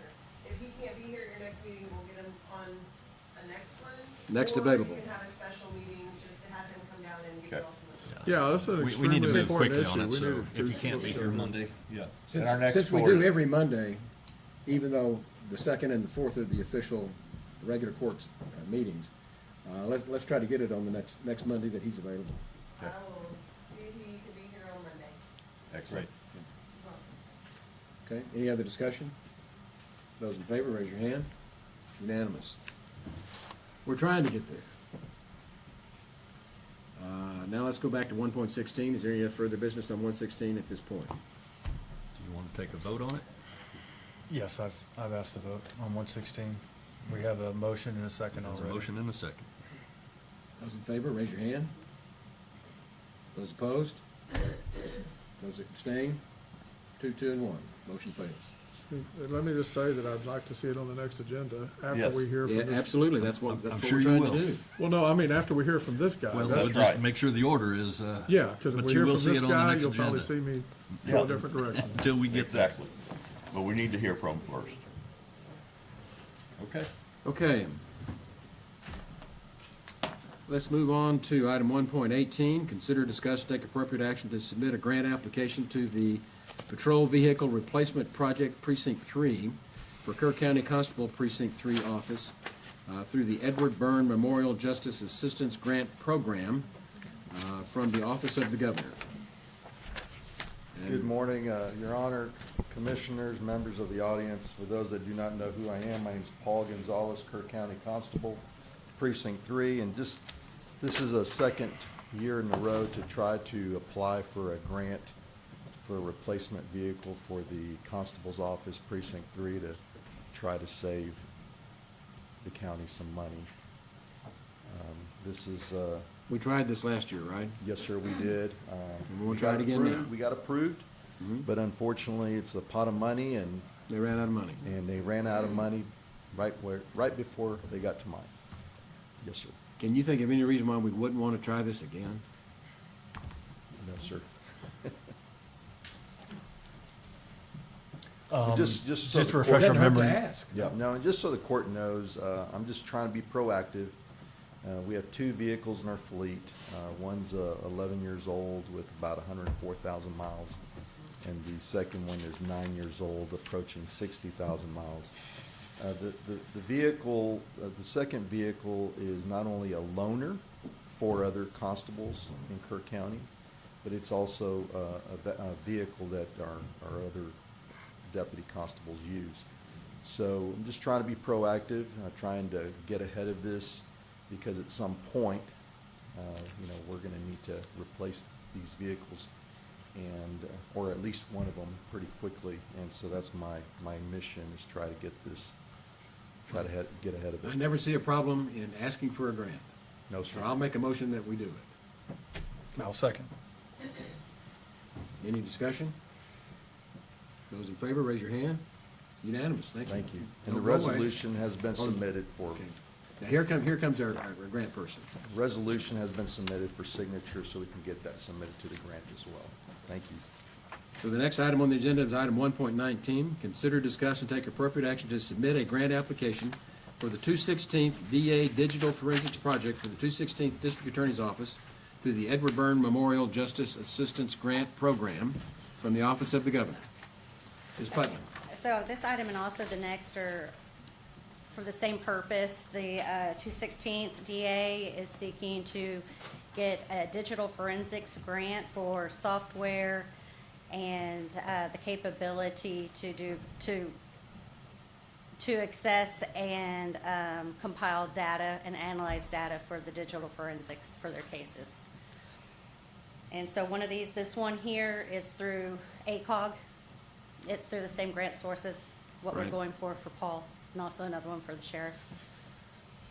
And again, I see no reason not to ask for the grant, so I'll make a motion that we do it. Got a motion and a second. Any discussion? Those in favor, raise your hand. Unanimous. Don't go away. Item 1.21. Oh, no, we're down. 120, right? 120. 120. Consider, discuss, and take appropriate action to submit a grant application to the 216th DA Mobile Forensic Initiative Project for the 216th District Attorney's Office through the FC District Attorney Testing of Forensic Evidence Grant Program from the Office of the Governor. Ms. Putnam. Part of the same project, just two different funding sources. Again, I make a motion that we do it. Second. Got a second? Any discussion? Those in favor, raise your hand. Unanimous. Item 1.21. Consider, discuss, and take appropriate action to submit an application for the Operation Lone Star FY27 project for the Kerr County Sheriff's Office through the EBD Operation Lone Star Grant Program for the Office of the Governor. Ms. Putnam. This is for fiscal year 27, Operation Lone Star, same as it has been in the past previous years. I believe, Scott, is this the fourth year or third? Fifth year. Yeah, I want to say it's been at least 4. I move for approval. Got a Second. motion Second. and a second to approve this grant application. What's EBD? An EBD? acronym that I do not know. Oh, is it also Edward Byrne, maybe? No, I don't think it is. I can't remember off the top of my head. Ooh, I like that. Tricks you. Okay. It's not important. That's okay. I'm just curious because is it right before Operation Lone Star? So I was curious if it was a, Well, but I want to pass it this week. yes. These grants are all due on the 12th, and then the summaries are due on the 16th, so we're right Under at the the end gun. of grant season, Yep. super busy. Okay, I'm good. I think Okay. we have seven Any other discussion? ongoing grants right now. Those in favor, raise your hand. Unanimous. Thank you. Now, before you leave the podium, Yes. I want to take a point of privilege and advise the public that there was a grant opportunity that was available to Kerr County, a $350,000 grant to purchase, or for at least partial payment down on a ambulance to be used out in the county. This is something that the governor's office has been promoting for some time now. Back in the fall, a couple of the other commissioners and I went to an AgriLife extension CLE, continuing education program, and they talked about it, and we were struggling to see how it would apply to us. And when I say this, I'm not exaggerating it. Less than 2 weeks ago, I get a call from people over at the city wanting to know if we'd be willing to submit this grant application for them to get another ambulance to be able to service out in the county, which is something that is of vital concern to us. And I won't say that it was somewhat flippant, but it was, like a wing and a prayer. He said, well, yeah, we'll look into it and try to get it done. Filing deadline was January 31st. We actually got together with them to go over the details last week. And I want you to know that Ms. Putnam got this grant application together, got it timely filed, and we are trying to work with the city to be able to get another ambulance out in the county, thanks to her timely and tireless efforts. Thank you. Yes. It- Right. Good job. That one's just starting. We'll see how much work that's gonna be once we get the. We don't have it, packet. we haven't landed it yet, but we got the bait in the water, right? This is just the application. It's not the work yet. Okay, thank you. Thank you. Do you know, does that grant just cover the vehicle, or does it cover the techs that go with it. It should cover the vehicle and most I of the, think, most of everything that goes on it. Pretty much And everything. we have 5 years, from the No, no, it date doesn't cover- of. Costly, No. having I think we No, need they to cover stick the- to the agenda items, guys. Time out. Everybody's talking at one time. The agenda item is Operation Lone Star. Oh, Yes. I can talk to you about it later, but yes, it should be True. fine. That was my personal privilege, so, but it's just the equipment, hardware. Item 1.22 is consider, discuss, and take appropriate action to accept juror donation to Kerr County's Veteran Service Office totaling $430 for the first quarter. Ms. Sullivan. I just need you to accept the donations that were donated by jurors. I move for approval. Second. Got a motion and a second. Any discussion? Those in favor, raise your hand. Unanimous. And I understand you're going to pass on 23? Yes, sir. Okay. We'll move on to item 1.24. Consider, discuss, and take appropriate action to approve the Kerr County Incentive Program as part of the Texas Association of Counties Healthy County Rewards Program for 2026. Ms. Solden. I gave you a chart in your backup, and it's the same as what you approved for the last year incentive. So I'm just asking for the same incentive for employees that complete certain physical or annual physicals and Healthy County activities. I move for approval. Second. Got a motion, a second to approve the Kerr County Incentive Program as presented to the Texas Association of Counties. Any discussion? Those in favor, raise your hand. Unanimous? Rob, can we take a quick break? Yes. Let's take Short about one. a 5-minute break. We're gonna get to you. I know you're here. Yeah, see, fire department wants it too.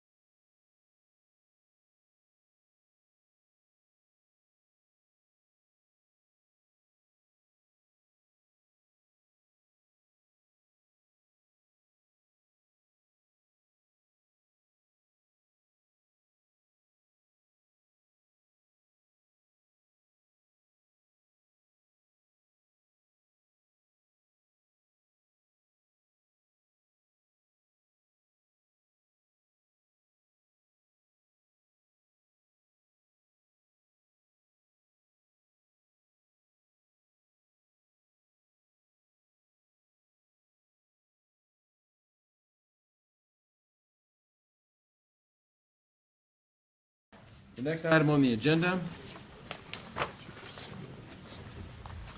is item 1.25. Consider, discuss, and take appropriate action to clarify the rules and approval process associated with the controlled burn ban program as it applies during county burn bans. And we'll let you start with this, Commissioner Harris, and then we'll go to our speaker. It's his agenda item. Okay, your item. And- Just and- introduce us to the topic. Yes, sir. This item was put on here basically as a result of a CARFA meeting that I attended, and there was quite a bit of discussion and, let's just say, confusion about the process for prescribed burns and who gets informed and who doesn't, who needs to approve them, and then the other question is, how long are these burn plans valid for? So it just seemed like it's something that all I want to do is get everybody on the same page and make sure that we're all consistent in our understanding of the approval process for a prescribed burn. Okay, now let me ask the expert. We have a speaker here, Wesley Evans, who is with the Texas Parks and Wildlife Department, and he is from May, Texas. And for those of you that don't know where that is in Brown County, up by Brownfield. Yes, sir. Thank you.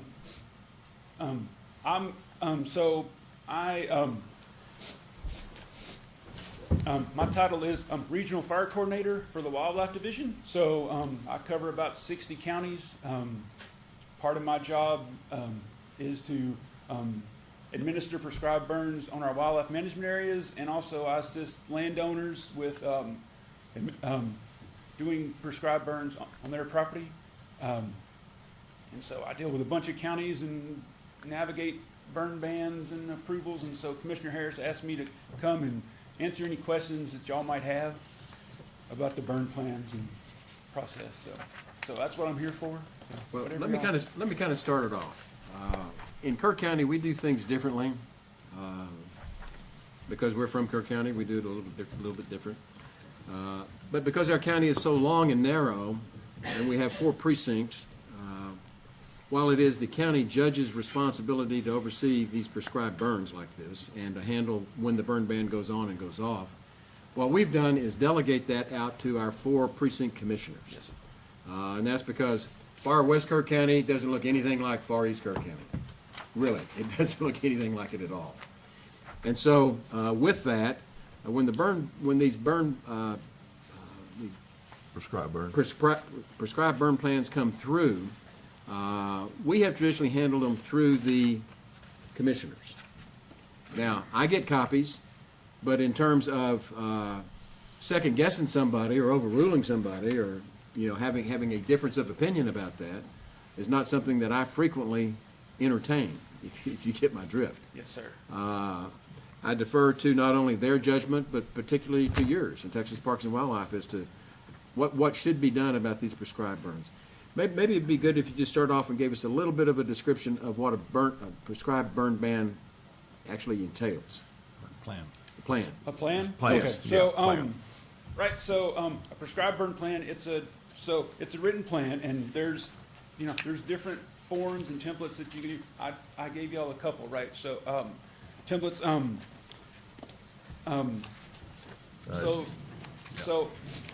the Texas Department of Agriculture, their prescribed burn board sets the standards for prescribed burning.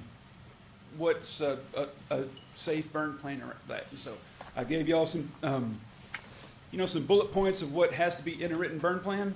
So the first one is the purpose of the burn, the prescribed burn manager information, so the person in charge of that burn. Burn site information, so the location of the burn, the size, how to get to the burn, all that stuff. And then there's personnel and equipment requirements, so how many people that you need to safely conduct the burn, what kind of equipment has to be on site, what kind of fire breaks or the control lines around the prescribed burn, all that in there.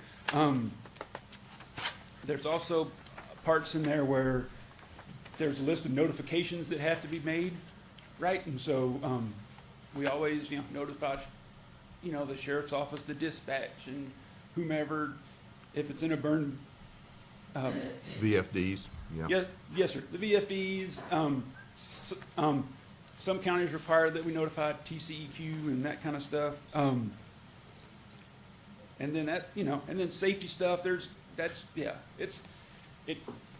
usually so it should be very detailed, right? That you have a written burn plan that kind of covers all your contingencies and how you're gonna operate the burn and the weather prescription, so under which conditions that you're gonna do the burn. And then it's also incumbent on the prescribed burn leader, that burn manager, to follow the burn plan. Right. Right, and it's kind of a legal document saying that you're gonna do these things when you're burning, so. I routinely get them from you for the Yes, sir. Kerr Wildlife Management Area, and then when conditions are right, Deanna usually sends me a text, hey, we're gonna pull the trigger in the morning, or this morning, or something like that. And it's very professional and well done. As of right now, we have 2 certified prescribed burn Please. certified people in Burners. Kerr County. Burners. One question that's come up here recently is, how long, if somebody turns in a prescribed burn plan, how long are they good for? Yes, sir. Well, there's no like Deadline? answer in the code, right, that goes, my general rule of thumb is I like to go over the burn plan every year, right, just to make sure nothing has changed. It doesn't necessarily mean that I'm gonna rewrite the entire burn plan, but, yearly, I like to go and look through them, and then if something has changed, I'll change it. I'll re-sign that I wrote the burn, that date. But yes, so generally, I would say probably every year, right? If someone wanted to burn during the burn ban, I would, I would think they would look and resubmit it. They need to be done by a certified burn plan person, right? By the manager. What's that, the burn plan or the? Yeah, and being able to conduct them during the burn ban. So the certified and insured burn manager program, right? There's separate rules for those individuals and just regular landowners that want to burn, right? So the certified burn manager has a legal, or, they can burn during the burn ban unless there's a declaration, Right. An emergency declaration or something like that. Sure. There's different standards, right? They have to notify you, the county commissioner's court, and everybody beforehand. So yes, there are separate things, but as far as who can write a burn plan, there's no really requirements on who can. Anyone can write a burn plan. So, But there's plenty of templates out there. Yes, sir. In RCS, y'all have them. Yes, sir. And what have That's you. part of the problem, the Department of Agriculture has a different one from. Yes, sir. Right. But they're Yes, all- sir. And so They're similar, but- and so all the the burn plan templates are all similar. I would suggest, so on the Texas Department of Agriculture, on their prescribed burn board website, they have a list of templates, and those are ones that are printed off copies. So as long as the plan is one of those templates and everything's filled out, I would say it's a good plan. Now, the other side of that, what you were talking about, is the individual landowners Yes, sir. that aren't burn plan managers or Yes, sir. certified burn. They can do it. Usually, we don't get any kind of burn plan from them or anything. And they're, that's kind of what happens sometimes. And they can burn when there's not a burn plan. Yes, sir. Burn ban in That's the key. effect. That's the key. And so, we don't know when they're doing it, and hopefully they are contacting the VFDs, because usually I don't get notified about those. So, and But that my could be understanding some of is- the problem Yes, I think it is. that you're talking about. Because again, it's when the burn ban is in place and they go ahead and burn, that's when there's problems. Because other people are gonna report it, they're gonna see the smoke. Right. And everybody gets all worked up. Especially if they haven't done all the notifications that they're planning to burn. And I do think that when the burn ban is in place, they actually have to have, by law, the burn ban manager who is certified and insured. Because insurance is a key, because if somehow it gets away from them, And it's big. they're gonna be held liable if it goes on to a neighbor's property or and does any damage. So, there's a big difference between burning during a burn ban versus when the ban's lifted, yeah, they don't have to tell you. Right. Well, that was They the case should. a couple of weeks ago, I They believe, should. with that one that that y'all talked about in Carfa. The VFD went out there, they contacted me, I was out of town, they said, hey, did so-and-so turn in a burn plan with you? I said, what's the name? And I didn't recognize it. Well, they turned it in 2024 to me, and, no, I didn't remember the name or what have you that long ago. And so, anyway, it was taken care of, and it didn't get out of hand or anything, but, I didn't remember it. We've been talking about legalities Yes, sir. and legal requirements and what have you. Let me kind of step beyond that and talk about best practices. And I say this as the county judge. Everybody, I think, at this courthouse knows that I don't like surprises. And if you don't know, then let me tell you right now, I do not like surprises. And when it comes to burns, I especially do not like surprises. A burn plan, a prescribed burn plan, can be in effect for a year. It can be on file for multiple years. But that doesn't mean that we're ready for it. It doesn't mean that we're watching for it. And so the best practice is, anytime somebody wants to do a prescribed burn, even if you've got a plan, you know, even if everything, you're legal with what you're going to do, call the dispatchers at the very least. You don't have to call me, but call my dispatchers. And I say my dispatchers, the sheriff's office dispatchers. Anything of an emergency nature needs to go through the dispatcher's office. Yep. And the sheriff and I and dispatch met a couple weeks ago on this very subject.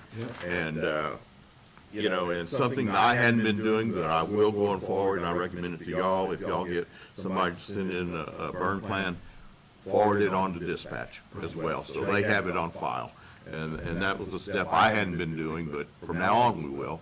And that one that was from 2024, you know, it'd been nice if he recontacted me, Right. you know.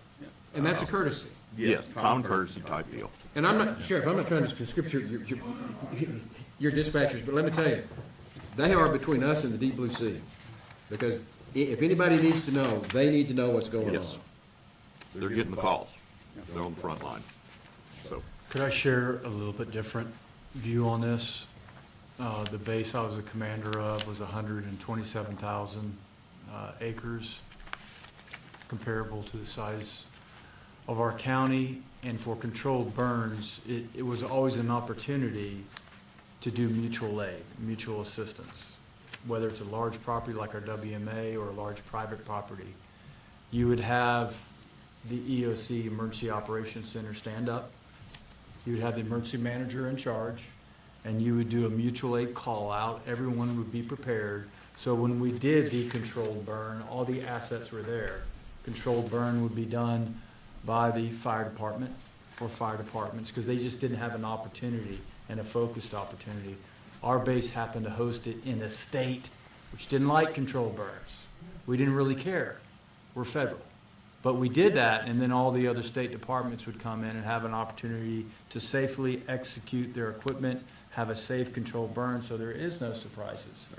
This is an opportunity for our emergency management to be a little proactive, get mutual aid together, and to execute a good burn, so everyone's there on the radios and everyone's there at the equipment. well, and they do. That's beyond you. That's with our emergency manager and an opportunity. Just want to share that. Our certified people that do this, they get all the equipment and assets there.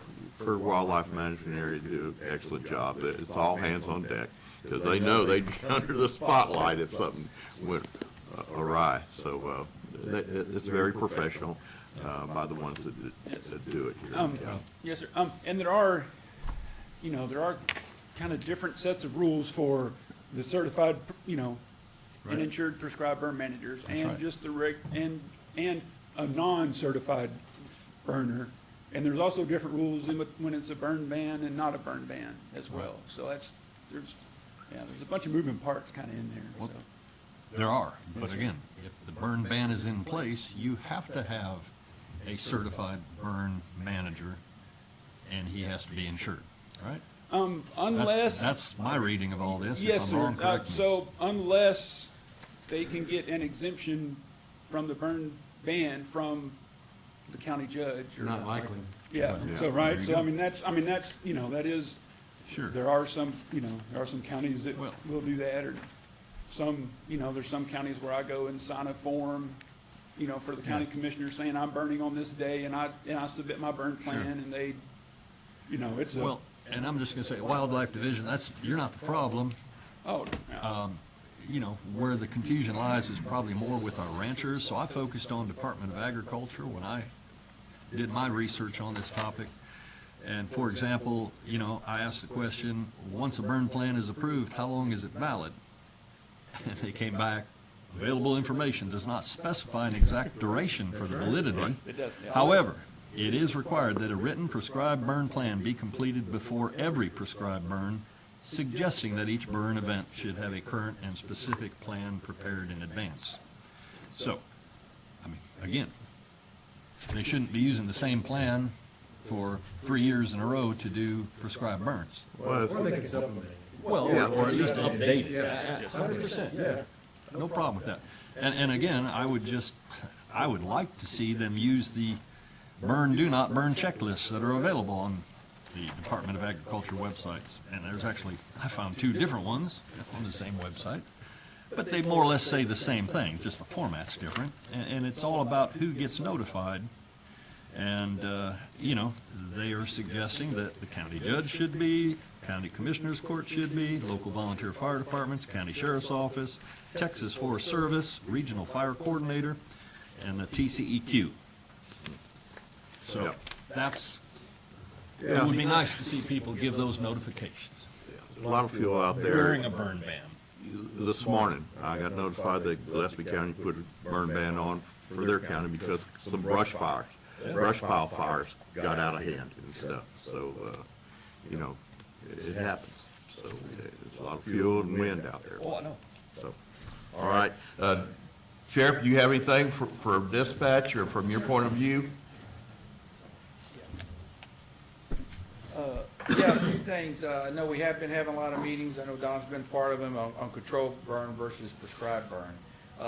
And so, the court has asked me to be very strict with the burn ban violations, so we do write tickets on that.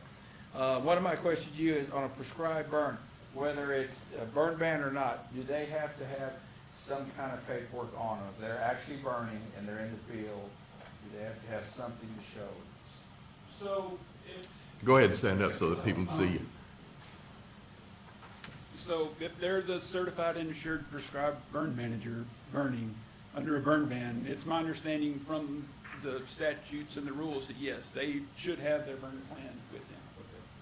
And that's something I'd like to clear up with the court. A couple other things is it's very frustrating for me and my deputies. I mean, they basically focus on criminal law and traffic law, not really the burn ban, but it's my job to educate them. But we have had some situations where we get out there.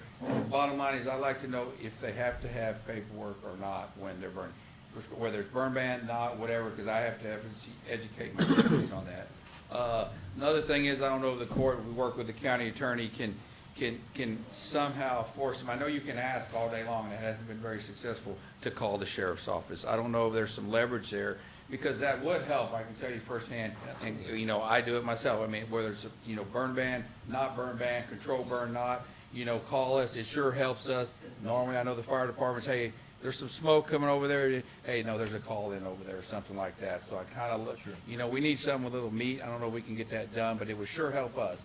But if there's anything to this, please call us, if it's a prescribed burn or just a regular controlled burn.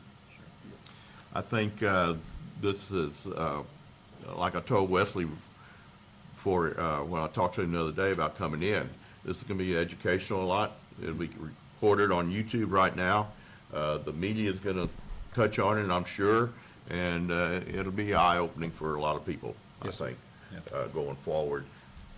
The main thing is just overdo the contacting of everybody, the VFDs, dispatch, us, you know, if you turn in a burn plan to one of us a year ago or 6 months ago or even 3 months ago, the morning of, the day before, say, hey, we're gonna pull the trigger on it.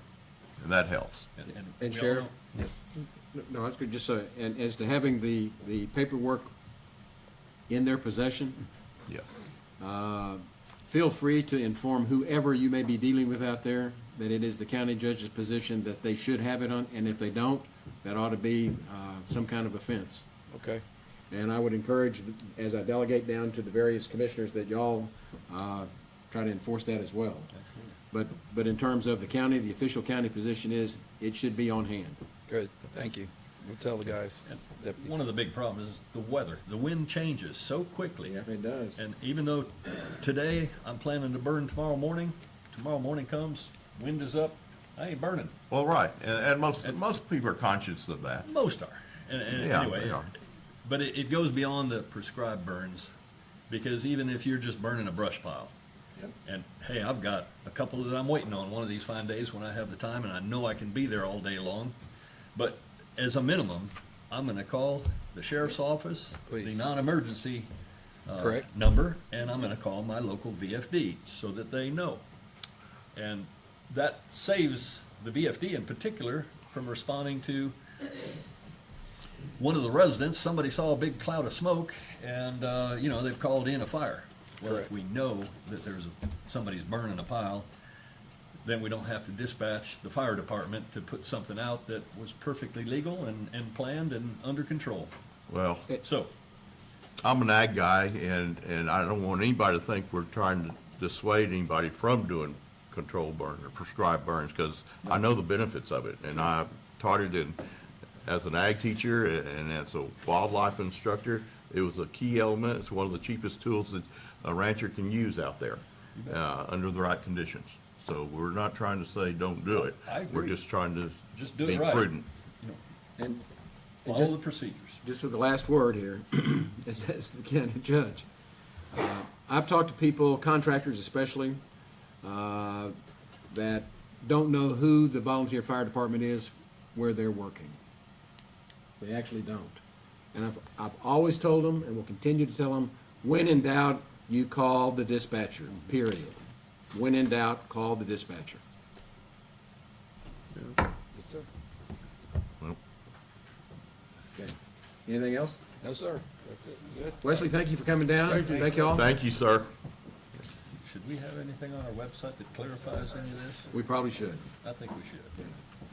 And I mean, Okay. be happy to work with Commissioner Harris, but any one of these forms, I don't care which one, but we ought to post that, so it's real clear to everybody. Yeah, that's Good, good, All good. right, good. We'll, Good follow-up. maybe we'll get with Lisa Walter. Yes, sir. Let's move on to item 1.26. Consider discuss and take appropriate action to authorize the county attorney to execute public declaration letter on behalf of the Kerr County for purposes of declaring public aircraft operations in support of a request for a certificate of authorization or waiver from the Federal Aviation Administration. Got it. Contacted me to ask if I would, write this letter supporting the public declaration that is attached to your, agenda item, hopefully. And I wanted to give the Commissioners Court authority before I submitted it, or gave it to Scott to submit on behalf of the Sheriff's Department, Sheriff's Office. And this is, gives them the ability to, operate in a way that is sort of more realistic for the Sheriff's Office. So what it is it's the first step of the application for a COA, which is a certificate of authorization from the FAA.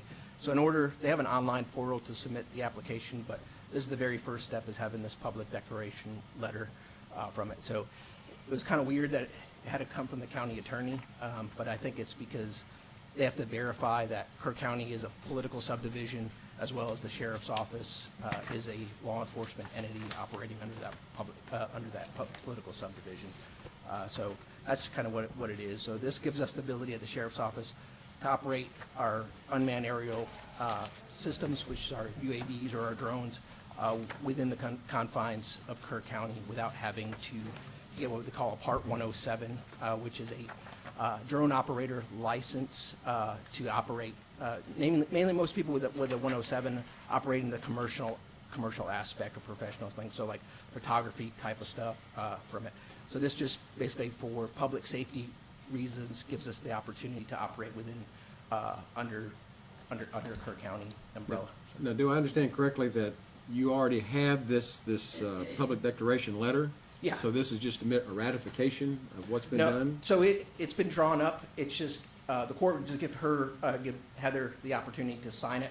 We have to submit it in order for them to even give us access to submit the application to get the COA. I hear you. My question is there any action for this court to take at this point? Yes, to authorize me Yes. to submit the Okay. public declaration. Okay. I Do we have a move for motion? approval. You got a motion? Second. And a second. Any discussion? Those in favor, raise your hand. Unanimous. Thank you. Item 1.27, consider, discuss, and take appropriate action to review the liaison responsibilities and determine liaison appointment for 2026. I put these out. We've trying to get them mixed up a little bit so that we have a broader base of experience going forward. I didn't know if there was any comments or questions about what the recommendations were. The only comment I have is, I've thoroughly enjoyed being the liaison with CARFA. You know, it's right up my alley. Absolutely. And, But there's a potential conflict of interest because CARFA has to have the interest of all volunteer fire departments, and your loyalty is to two. And I would expect nothing else. well, then any one of us could have loyalty to only those who are within our precinct. So I'm not buying that argument. Well, that was why I did it. Okay. Can you wear one cap at a time when you go? You know, commissioner Sure. cap? Well, Of course I can.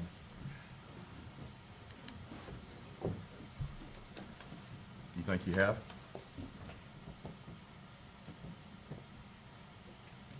Sure. I mean- I really don't want to get into that in open session. Okay. I mean, we have some executive session issues that we can discuss. But my recommendation was to try to go ahead and segregate out CARFA's leadership. And I put it with Commissioner Harris, who had done it before. You've done a great job. But what I want to do is to make sure that I don't have one VFD complaining that there's been partiality or discrimination shown. That's what I was trying to do. We've got 1 year remaining on this term, and he agreed to take that for the time being. And I didn't campaign for it. No, he did not. Put it to the carpet if you want, but anyway. Okay. So that is really for information purposes. Any other discussion?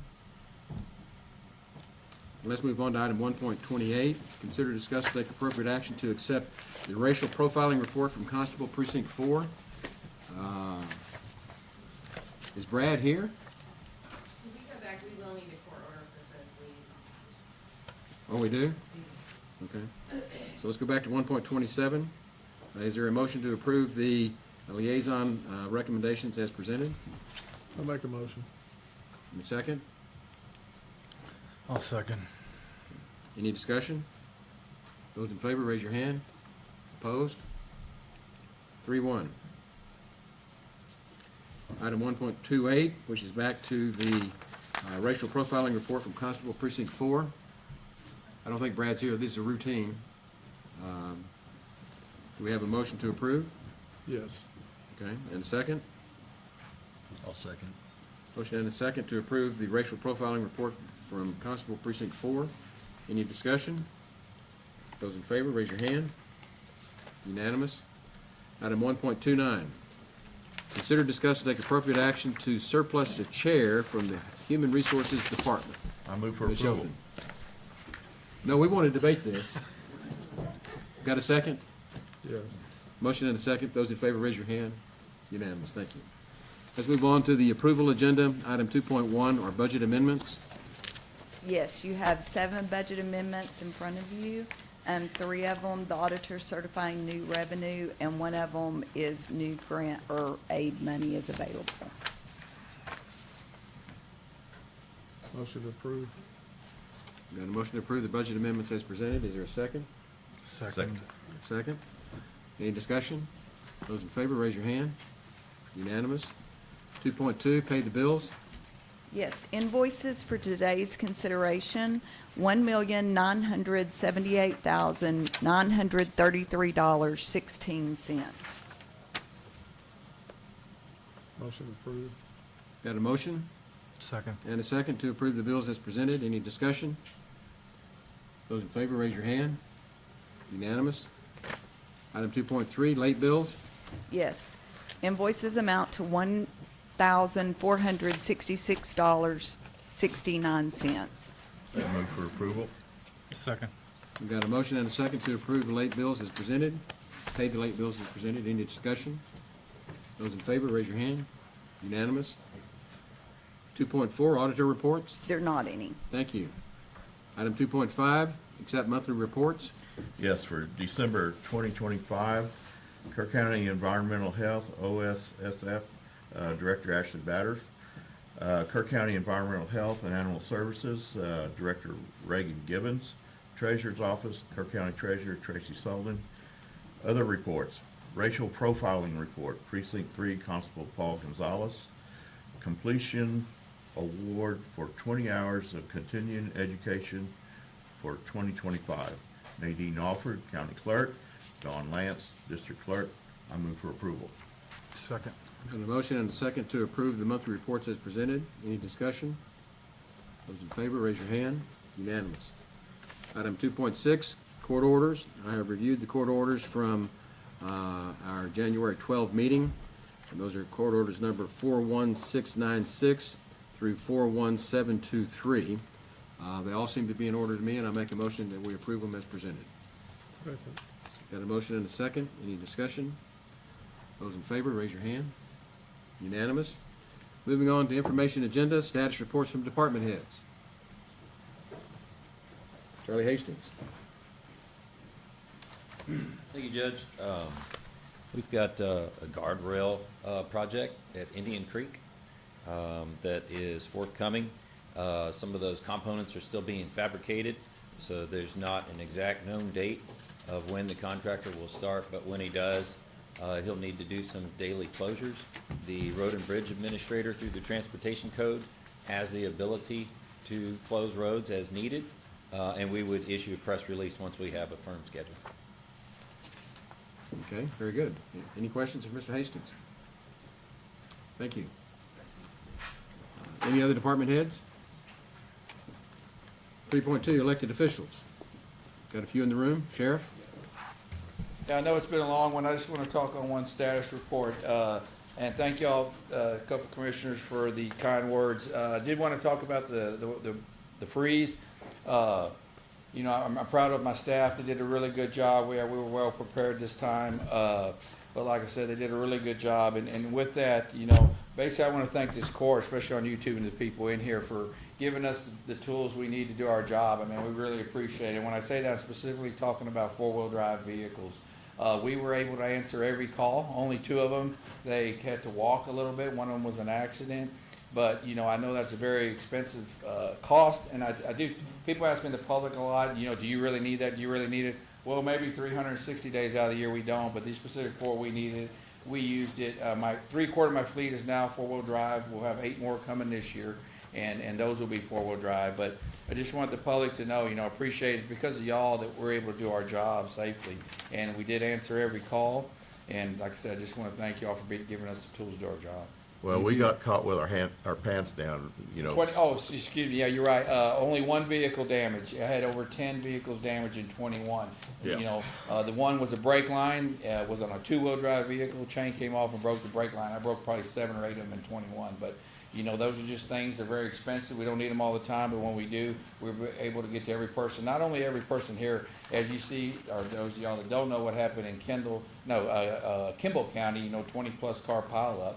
So, you know, we're also able to get to the people on the interstate, and that's where a majority of my deputies spent. Sure. Once that freezes and it's traffic stops, we got problems. But everything went fine. 1 vehicle damage. Warming center was excellent. No problems there. We did have 1 arrest on somebody that refused to leave, but you know, it's a whole nother subject. But thank y'all very much. Sure. Thank you. Okay. Any other elected officials? Okay, we'll move on to 3.3, liaison commissioners. Reports.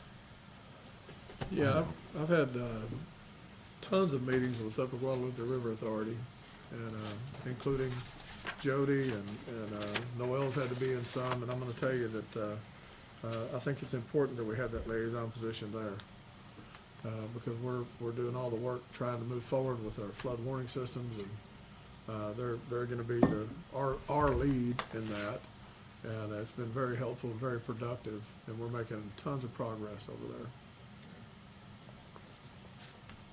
Anything else? Okay, with that, we're getting ready to go to our executive session, and I want to identify that item 4.1A, we're going to pass. That is to consider, discuss, and take appropriate action to approve and authorize the county judge to execute an interlocal cooperation contract between the University of Texas at Austin and Kerr County. And we are passing that because Mr. Tennis is not able to be here today, but I can tell you that I have met these young interns. I'm very impressed. This is a great opportunity for the county, and we will take it up at the next Commissioners Court meeting. So with that, we're going to take a 5-minute break, and we'll come back in executive session.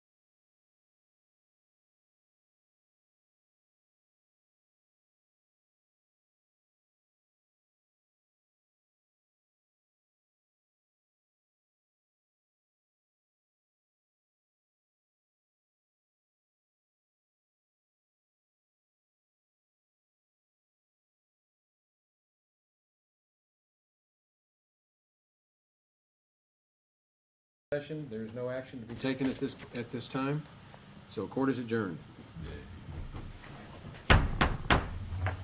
Well,